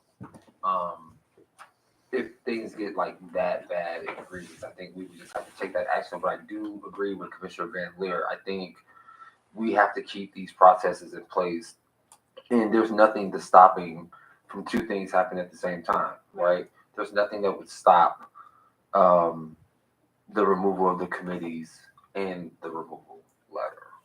But I do think we should have it, because if things got that bad, you know, the co-chairs can be pushed to send a letter, even without a full vote, if it really was like that serious and immediate. I also think part of why, you know, part of why things have gotten so bad is because we didn't have this. And so I think that if we had this earlier on, I don't think like in some of the situations we've been dealing with, we would have been dealing with progressive discipline much earlier. And so, no. To the chair, thank you. Just a quick couple things. I'm hoping in the near future you'll never have to think about these rules or use them again. Second, I think you should just put one simple sentence in there that says, you know, if commissioners are under city or other entity investigation for a serious offense that falls under, you know, the federal classifications, right? That you strongly encourage them in this rule to take a voluntary leave of absence until the investigation is resolved, right? And then you add in this rule that it will not be held against you for time, you know. So if they voluntarily decide to step back while there's an investigation going on, then it can't be held against them on the attendance thing, you know. A lot of people do that. Some are automatic, but because this, I don't really think we've learned in this process that the city can automatically compel a leave, right? But commissioners can,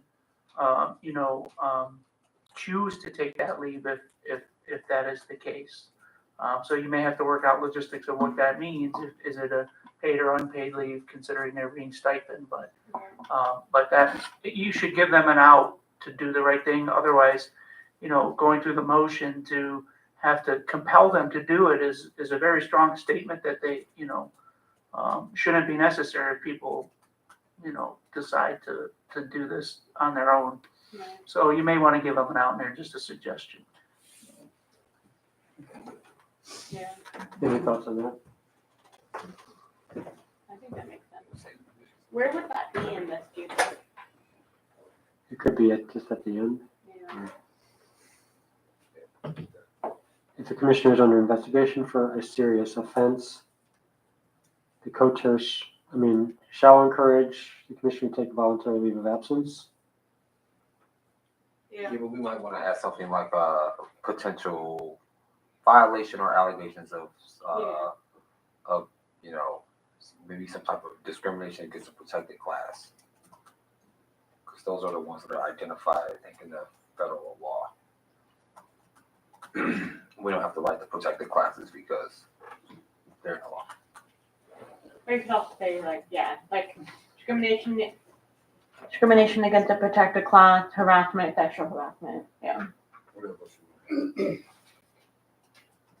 Some certain criminal indictments, you might want to say, you know, were also considered eligible. Not all, I mean, you know, but certain criminal indictments that are under, you know.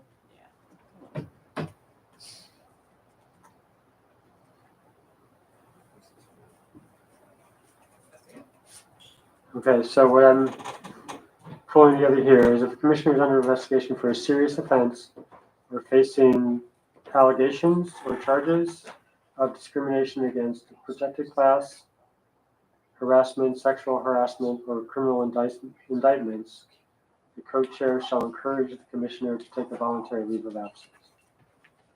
Is that what we're saying? Was there, I don't know if I missed part of that, but if the commissioner chooses this course of action, Right. their absence will not violate the bylaw that deals with attendance or something like that.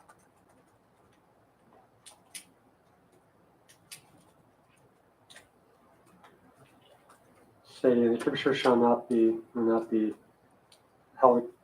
held to attendance and participation standards or something like that.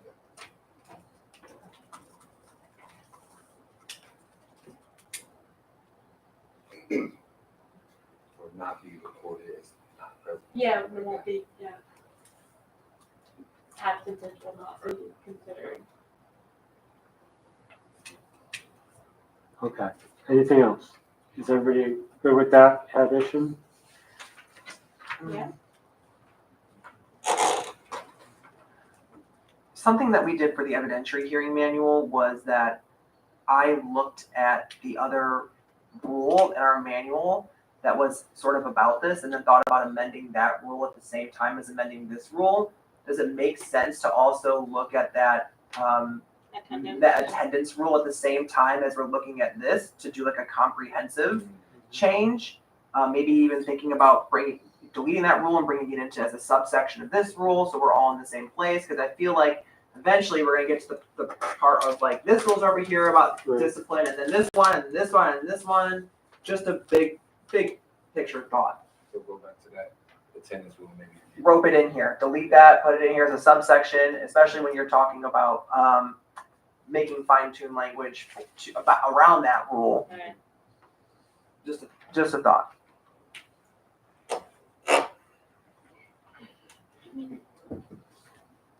At this point, I think that because, there's already been action taken in our, like, kind of pressing situation, I think that we could wait to then integrate that other rule into this before sending it to the full commission. I mean, I think it would be good to have this ASAP. I don't know, I agree with you in, like, theory, but I also think that we need to have some sort of accountability process in place. And I worry about dragging it out too long, because I think we could always send this in and then come back and make that change. I don't know. I mean, I'm just wondering if that attendance rule could just simply be adjusted, like finish this, and then the attendance rule could be adjusted to say the exceptions to these rules are 2.9. I don't know. Then that way you can move this forward and then address the discrepancy that would be between this and the attendance rule. I don't know.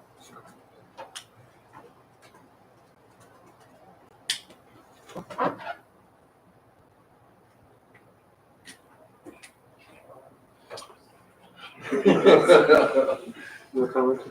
I don't have any comments. I think it's okay as is, and then if we need to revisit that attendance part, but I also see how it could be brought in because of the accountability part. But Yeah, I feel like there's a lot we have to go through all the rules again. But I see the point of doing it sort of in conjunction, but I also would like to get this moved through. So, I think Jason may have a comment. oh, thanks.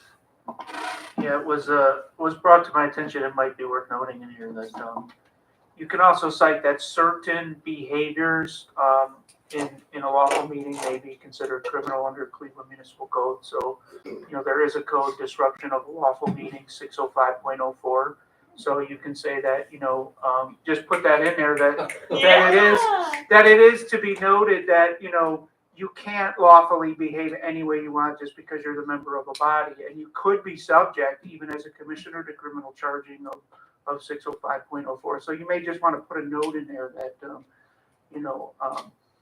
that 605.04 Cleveland Municipal Code does apply, and that, extreme behavior may be considered criminal.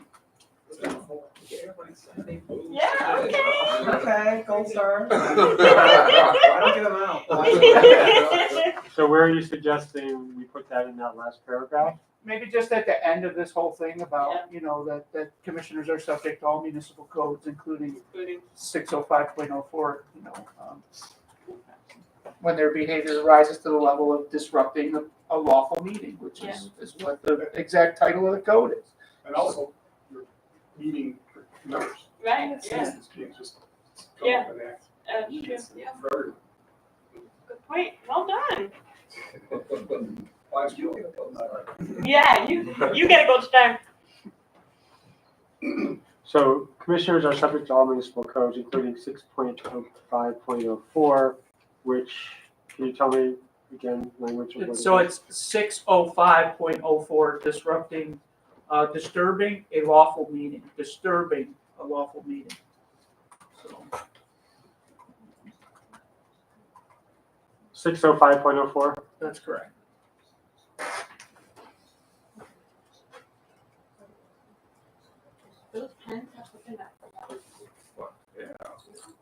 is it? Information about the CPC. Just discovered a pen, Charles? I've been there. They didn't know, Oh. but I have that I've pen, always but I known. didn't know. So, yeah, I was wondering what that weird stuff you think Propaganda. Propaganda pen. All right, discipline of a co-chair. Oh, man. All right, this is the best part. No, I'm just kidding. The only comment I have about this is, that rules part, commission's rules. Just clarifying that. Okay. So, commission's rules in this manual, like.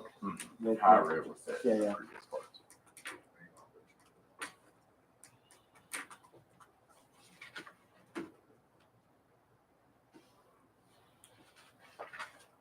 So I'm confused in the moment of 2.9.1 dash 2.6.5. What is that? I think it's 2.9.5. 2.9.5, yes. Yep. 2.9.4. 4, as amended. If this is Okay. So that's- Bless you. That seems pretty straightforward. Okay. So, are we good? Any other questions? We want to go back to anything? I make a motion to send this for approval to the full commission. All right, second. All right. Any more discussion? To the chair, can I just ask one thing, that you don't designate a number yet? Just keep it as open for us to assign a number where it fits in best. I think 2.9 is okay, but I don't want to be locked in. So I usually just put 2.x and we, we'll make sure that we chronologically assign it to the correct I'll make a Okay. friendly motion, position. a friendly amendment to my motion to change the thing to 2.x? 2.x. Yeah. And just allow us to put it.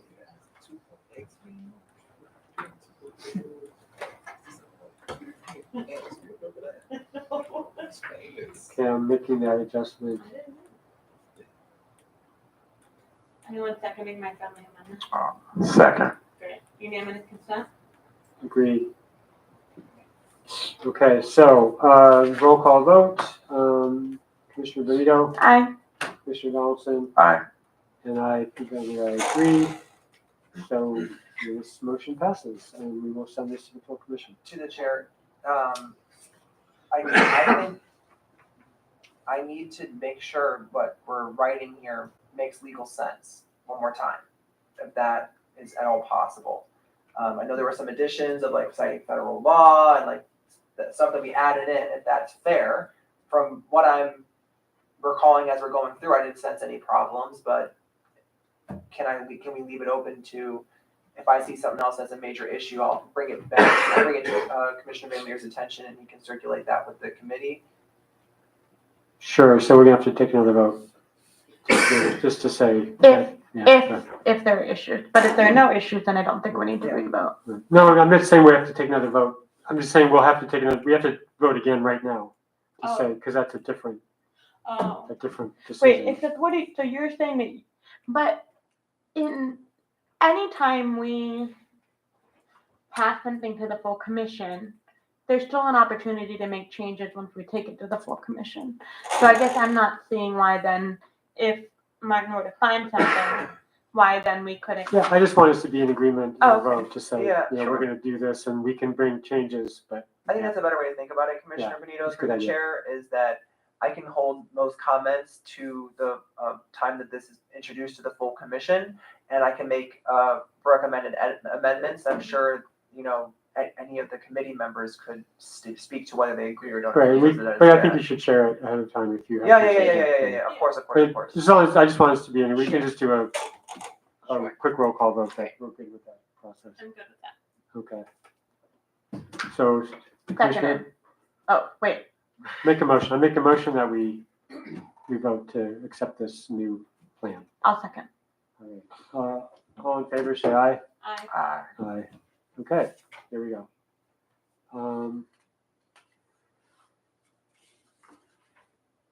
Motions in the quorum draft. So this still has a lot of changes. If you've had a chance to look at it, this may take us more than 15 minutes, but who knows?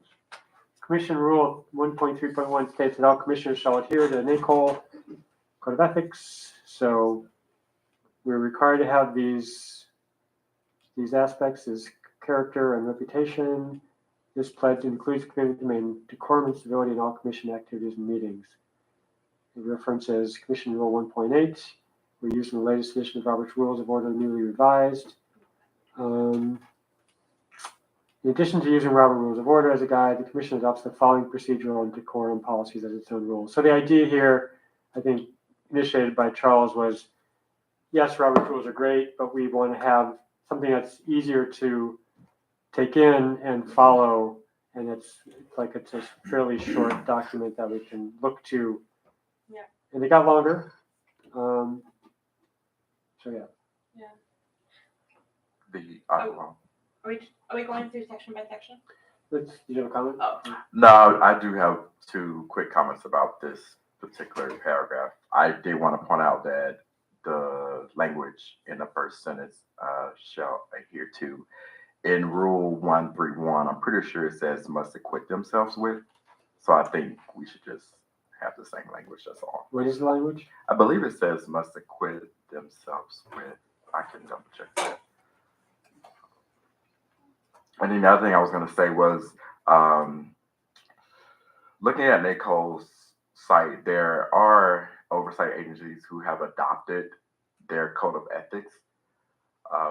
I'm not sure if we talked about this before. Is that something we could do to the executive director? Yeah, we did it, we adopted in our bylaws, but we made like a few micro customized changes to it, but for the most part, it is like 97% the same thing. When you Okay. voted that in, you formally. So adopted should it. we go through the process of contacting them to have our names added to their list? Because that's an I could option. reach out to them and see what that, Okay. you know, what does that. It just says to come, there's an email address and a phone number. I will see what that process entails and if they'll accept the fact that we, you know, 97. customized a small percentage of it. So, We want to go start.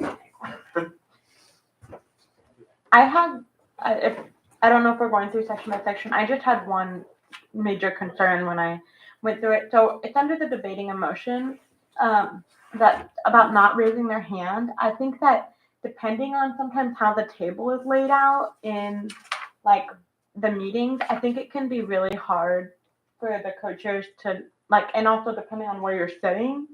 I know sometimes I'll like raise my hand just to point out that another person wants to speak. I just think it's for a commission of 13 people. I think the idea of never raising your hand in order for them to recognize, like because how it is right now is people are like, you might raise your hand until then they look at you, and then once you're added to the list, then you should lower your hand. But I thought that was a little confusing. Could you speak to that too? I could be wrong.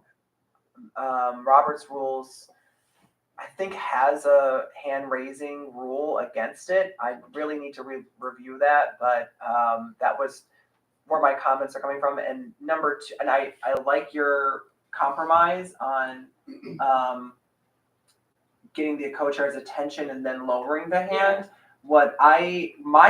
So you're responding to my comment, which is saying that it sort of feels a little adversarial when you're talking to somebody and their hand is like raised and they're looking at you. Yeah, that's true. So my comment about this specific issue is that I could see, and I have seen tensions escalate on the commission when someone is holding a hand while someone is being talked at. Right. Because that person feels like this person's not listening, they're giving like talk to the hand energy. Whereas this person's like, oh, I'm just waiting to speak. You know, they're giving off like I'm not listening energy. And I think that was where the Robert Rule is coming from. Got to double check on the Robert Rule. But I like your compromise of raising the hand to be put on the list and then you put the hand down.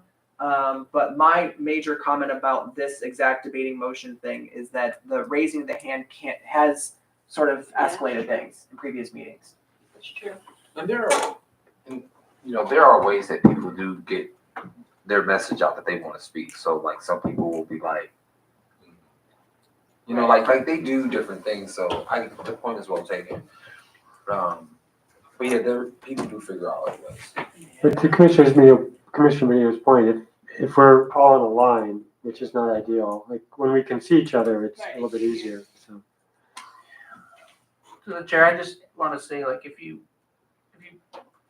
we need to get better at putting the agenda out in advance, putting motions out in advance, right? And soliciting a list of who wants to speak on those motions and giving it to the co-chairs ahead of time, right? So if you notice, council is very good at that. A lot of times they'll already have the list of who's speaking, right? Or who's requested time to speak on each issue, and they just go down the list. Yeah. And then at the end, they circle back and say, if someone's like, oh, while they're speaking, they say, well, I would like some more time. They add them to the back end of the list if they haven't reached their maximum time yet. But I really think as a practice, we need to get better at pre-thinking our meetings, and noticing our meetings, looking at that agenda in advance, doing our homework, and then deciding, who's speaking on it. Not that you can't have some spontaneous stuff, but if you're really getting good, and maybe you should say that in here, is that, we're not following our 2-week rule on the agendas, that's for certain. So that's one thing that all chairs and co-chairs can get better at, and staff, and they help you. But, if you start to plan these things a little bit in advance, like when you finish your monthly meeting as a chair of a committee, you should be thinking in advance what was unfinished, and immediately craft your agenda, tentatively for what your next meeting is going to be, get that out and work from there. So I think, you lessen the occurrence of this if you put an emphasis on pre-planning your meetings and knowing your agendas a little faster.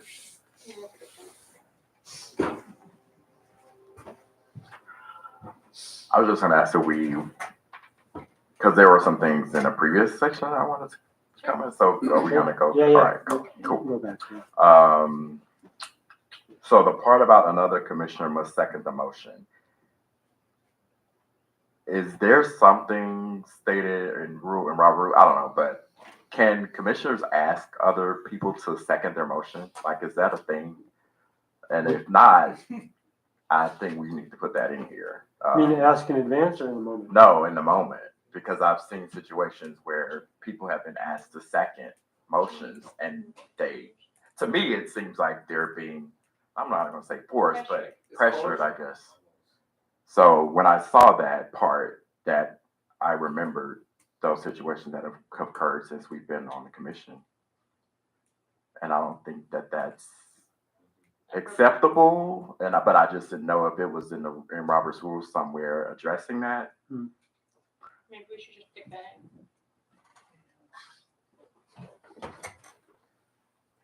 So you're saying they should either say they may ask another commissioner, or they may not ask. No, another I'm commissioner? saying that During the meeting. During the meeting. So you're saying they should be allowed to? So to the chair, Should you're not right, supposed to because speak. Oh, sorry. So the chair, once someone makes a motion, they're not supposed to speak. So the problem that I've noticed is that someone makes a motion, and then they begin the dialogue right away on that motion, or they add, the first part of their debate to the end of that motion. It's supposed to be to the chair, I make a motion, state your motion, stop at the end of your motion, right? The chair can repeat the motion for clarity, right?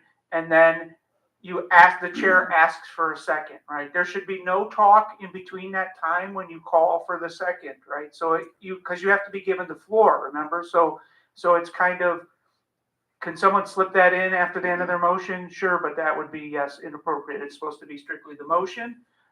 And then, you're requesting a motion to the chair, so the chair then repeats the motion and seconds. And Martin, maybe So you the can. chair, speaking about Jason's comment, if we look at 1B, this third bullet, the commissioner's statement of statement or reading of the motion is not allowed to be accompanied with additional context for the motion on why it should be adopted from the proposer. I would think that your idea about this not calling for a second, that kind of language maybe could even be plugged in here, Yeah. saying that they're not going to be giving additional context for the motion and asking specific commissioners for a second. Yeah. And sure, and now to think of it, it's usually the commissioner who says, do I have a second? That's actually incorrect. It's supposed to be the chair that then repeats the motion and says, do we have a second, right? So when commissioners end their motion and then say, can I get a second? And they start, shopping the room, that's not how it's supposed to go. It's supposed to be formalized through the chair. The chair calls for the second of the motion, so. So we could add language, the commissioner may not, right after that bullet, third bullet, we could add language, the commissioner may not call for another commissioner to second the motion.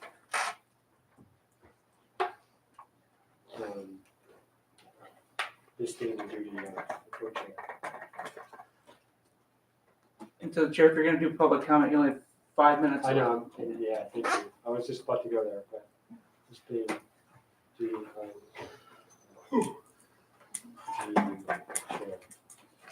Okay, so yeah, I was gonna go to that. So do we want to extend or do we want to just take this up at our next meeting? Our next meeting, do we want to extend or do we want to take this up at our next meeting? But our next meeting is July 3rd, and I think we're gonna want to not do that. So we're gonna have to figure out another time in July to meet. Unless you all want to meet July 3rd. I'd be willing to extend an extra 15 minutes. 15? Same here. I only have maybe like 3 Yeah. or 4 more things. I'm good with that. So all in favor, say aye. If we Aye. need- Aye. Okay. So we've got that language there on the second. Charles, if you want to keep going. The other thing I was going to say, I noticed you had a question in the document. I believe it was related to if the motion is in order part. Number D. Yes. Sure. And your question was, do we need a definition of what in order means? Oh, right. And I agree with that. So.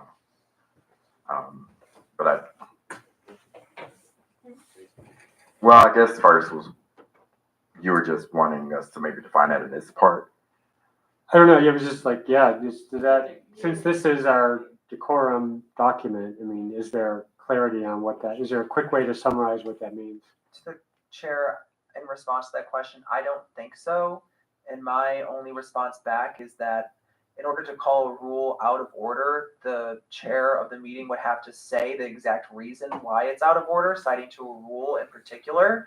I think there's a million reasons why something could be out of order, and that's even beyond the rules of the universe of our own internal manual, right? I mean, there could be a rule that's out of order because it just is like something that would be insane, or I don't know, something. It have to, and then that, but don't forget that out of order rule is then appealable by the commissioner that's being ruled out of order. Right. So there is a built-in process to say, hold on, I don't agree with that being out of order, and why. Do we want So to put in, oh, sorry.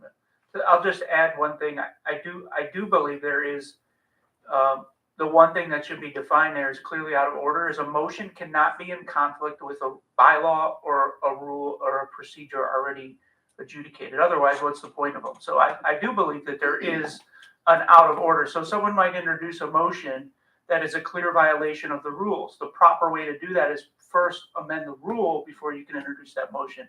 I think we've seen some attempts at that, and those motions should be, in my opinion, batted away by the chairs, because if you could cite the rule to our legal counsel's point of why you're denying that motion, then it would be truly an out of order motion, right? So, for instance, if the rule, let's see here, what would be I can't think of one off the top of my head, but I know that you have certain things in there that require that are required under the rules. For instance, if someone were to say, I'd like to, with this motion, raise the voting threshold for this motion, I'm not certain they can do that because the bylaws say that all of our motions, unless otherwise specified in these bylaws, are by majority vote, right? So if I were to introduce a motion that says, well, I would like to introduce this motion, I would also like to raise, for the purpose of this motion, the voting threshold for this motion, I think a motion like that is out of order because it's in conflict with your bylaws. So that part of it is where I do see some things there that are violations of the rules would be or out of order as a motion, right? Because you would try to skirt the rules via motion then every time to get your point across. So those types of things where you have clear rule is what I would call out of order. Would it make sense, that's helpful, yeah, would it make sense to put in right after D in the first bullet, the chair must clearly state the reason for ruling a motion out of order, just so there's Yeah, clarity I on that? think so. And then I think what Director Goodrick, what you said, I think that we just need to have that knowledge without, Yeah. we don't necessarily need to put that in here, but I think that's good knowledge to have. I don't know. Good for the chair to have that, to be real clear on when they can rule a motion out of order. Okay, Charles, more? Not in this section. The next thing was the subtle clue part. We already talked about that. Yeah, are we changing that at all then? Yeah, we should figure that out. So, The only note I put was just an examples of what that clue would be. But I think, based on what Coach Alice was saying earlier, I've seen situations where people have kind of put their hands up, and once they were acknowledged, they put it down. So yeah. how about if we just do something like commissioners who wish to speak in debate should make a subtle cue, and then the chair should subtly acknowledge their cue back and add them to the list, and then say if they raise their hand, they should lower it as soon as they are recognized by the chair, or something like that. I don't know. I think it could also be, maybe it could just say should not raise their hand for an extended period of time, Oh, okay, yeah, right. and then period, and then, so take out the, in order to be recognized. So just commissioners who just wish to speak should not raise their hand for an extended period of time. Instead, they should make a subtle cue to the chair. I think there's a That big works. difference between doing Yeah, that this works. for a long period of time versus like,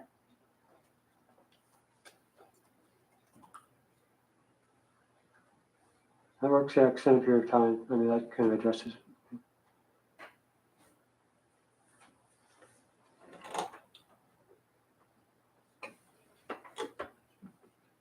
When you guys are done with this topic, I had something else. Are we done with the topic? Mhm. Okay. Something else. I was, to the chair, I was shocked that we skipped my comments about B, saying a commissioner can only present a motion 3 times before it's banned for a year and not being able to be presented at any commission meetings. It's at the top of the.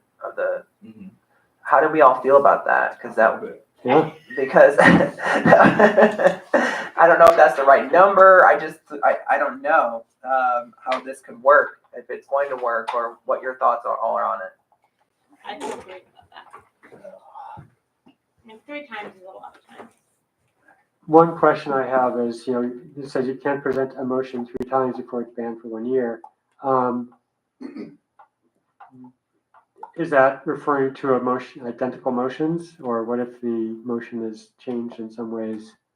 Oh, Substantially similar enough. to extend a meeting, for example. Yeah, it's not good. Oh, substantially similar. Okay.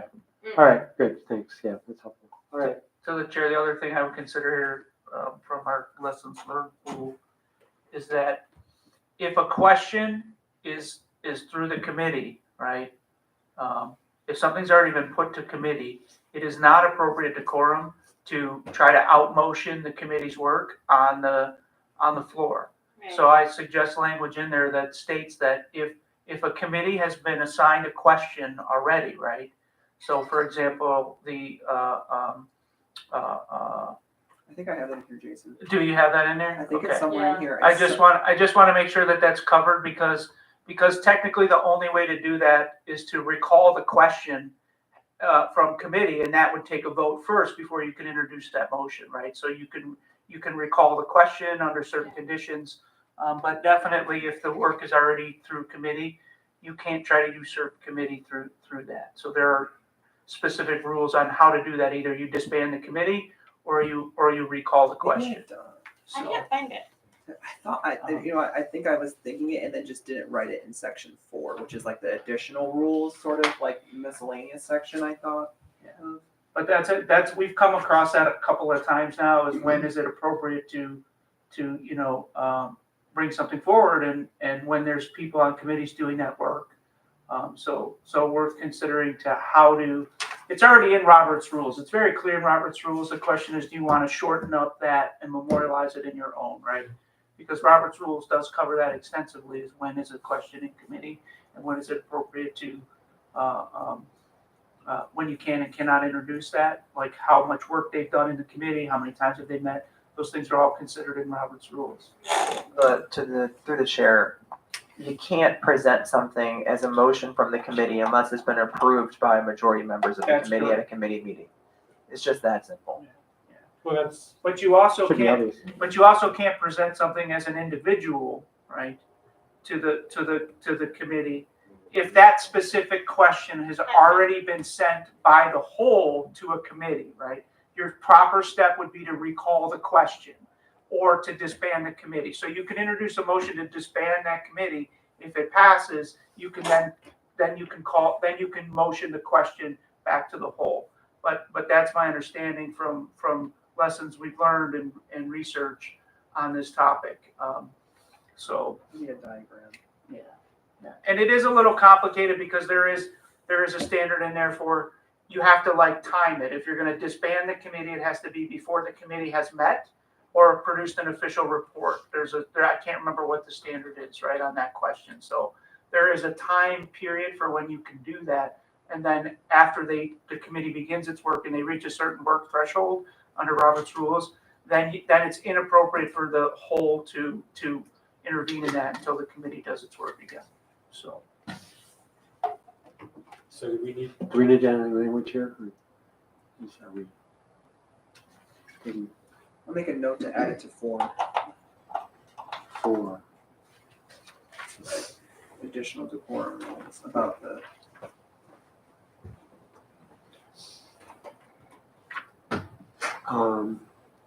I can add it right here if you want to. Let's just do it. Okay, my thing, which was that a motion cannot be added under a committee report unless it was approved by a majority of committee members at a committee meeting. Yeah. Okay. And then I don't know how to rectify Jason's problem in terms of wordsmithing. and it's kind of complicated. So you could pass it with the idea of amending that in one more time if you want to, but I'll try and see if I carry on, and I'll see if I can come up with something short and simple here while you're moving through in the next 10 minutes. Or less. Are we trying to? What language are we looking for? Oh, I turned right to the page. What is the chance of that? It's talking about introducing a motion that a committee voted down. And that you can't introduce a motion that a committee has already voted down. So the specific language is discharge of a committee. So why would you discharge a committee? By means of the motion, discharge a committee from further consideration of a question or subject. It simply can take the matter out of the committee's hands after referring it to the committee and before the committee has made a final report on it, and the assembly itself can consider it. So you have this timing. If they made a final report, you have to, so long as a question is in the hands of a committee, the assembly cannot consider another motion involving practically the same question. So that is the rule there, right? The only way you can do that is by disbanding or discharging the committee itself. So the motion wouldn't be to consider the question. The motion would be to discharge the committee from that question. You have a time period to Can't do you that. amend the motion that was previously adopted to refer that motion to the committee?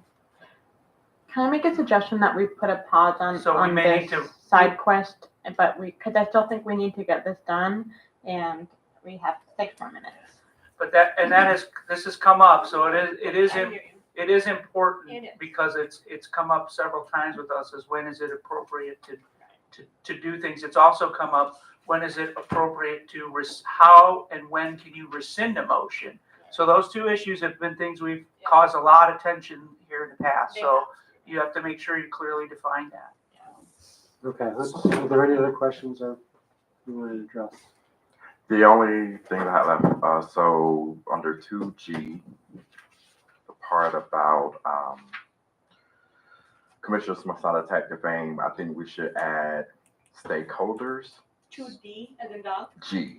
Oh, G. So commissioners, CPC staff members, stakeholders, or the public. Okay. Let's just do the stakeholder and the public. Well, I think we should clarify the difference between stakeholder.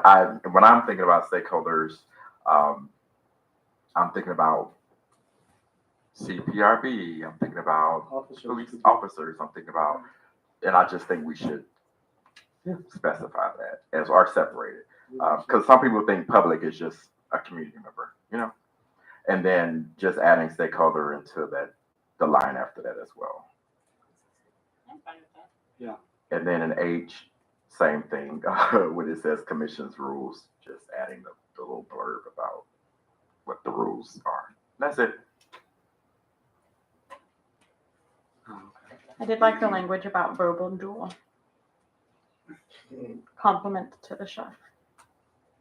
That was Charles, I think. Good job, Charles. Verbal duel. Oh, yeah. I like that. Okay. Commissioner, do you have anything? I do not. Okay. All right, I don't have anything either. I've looked through this and just my previous. I make a motion to approve this to send to the full commission for consideration. Second. Okay, so is there any discussion? Just that one other section that, my last comment I had in there was in 2D, each commissioner may speak no more than twice for 3 minutes, each instance on the same question. And I said, this includes asking a question of another commissioner and that commissioner's response time.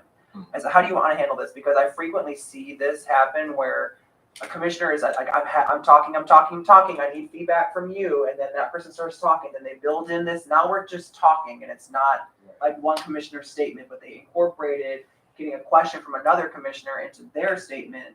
So is it like a total 3 minutes? Like when that person's response is built into that original speaker's 3 minutes, is how I'm understanding this rule?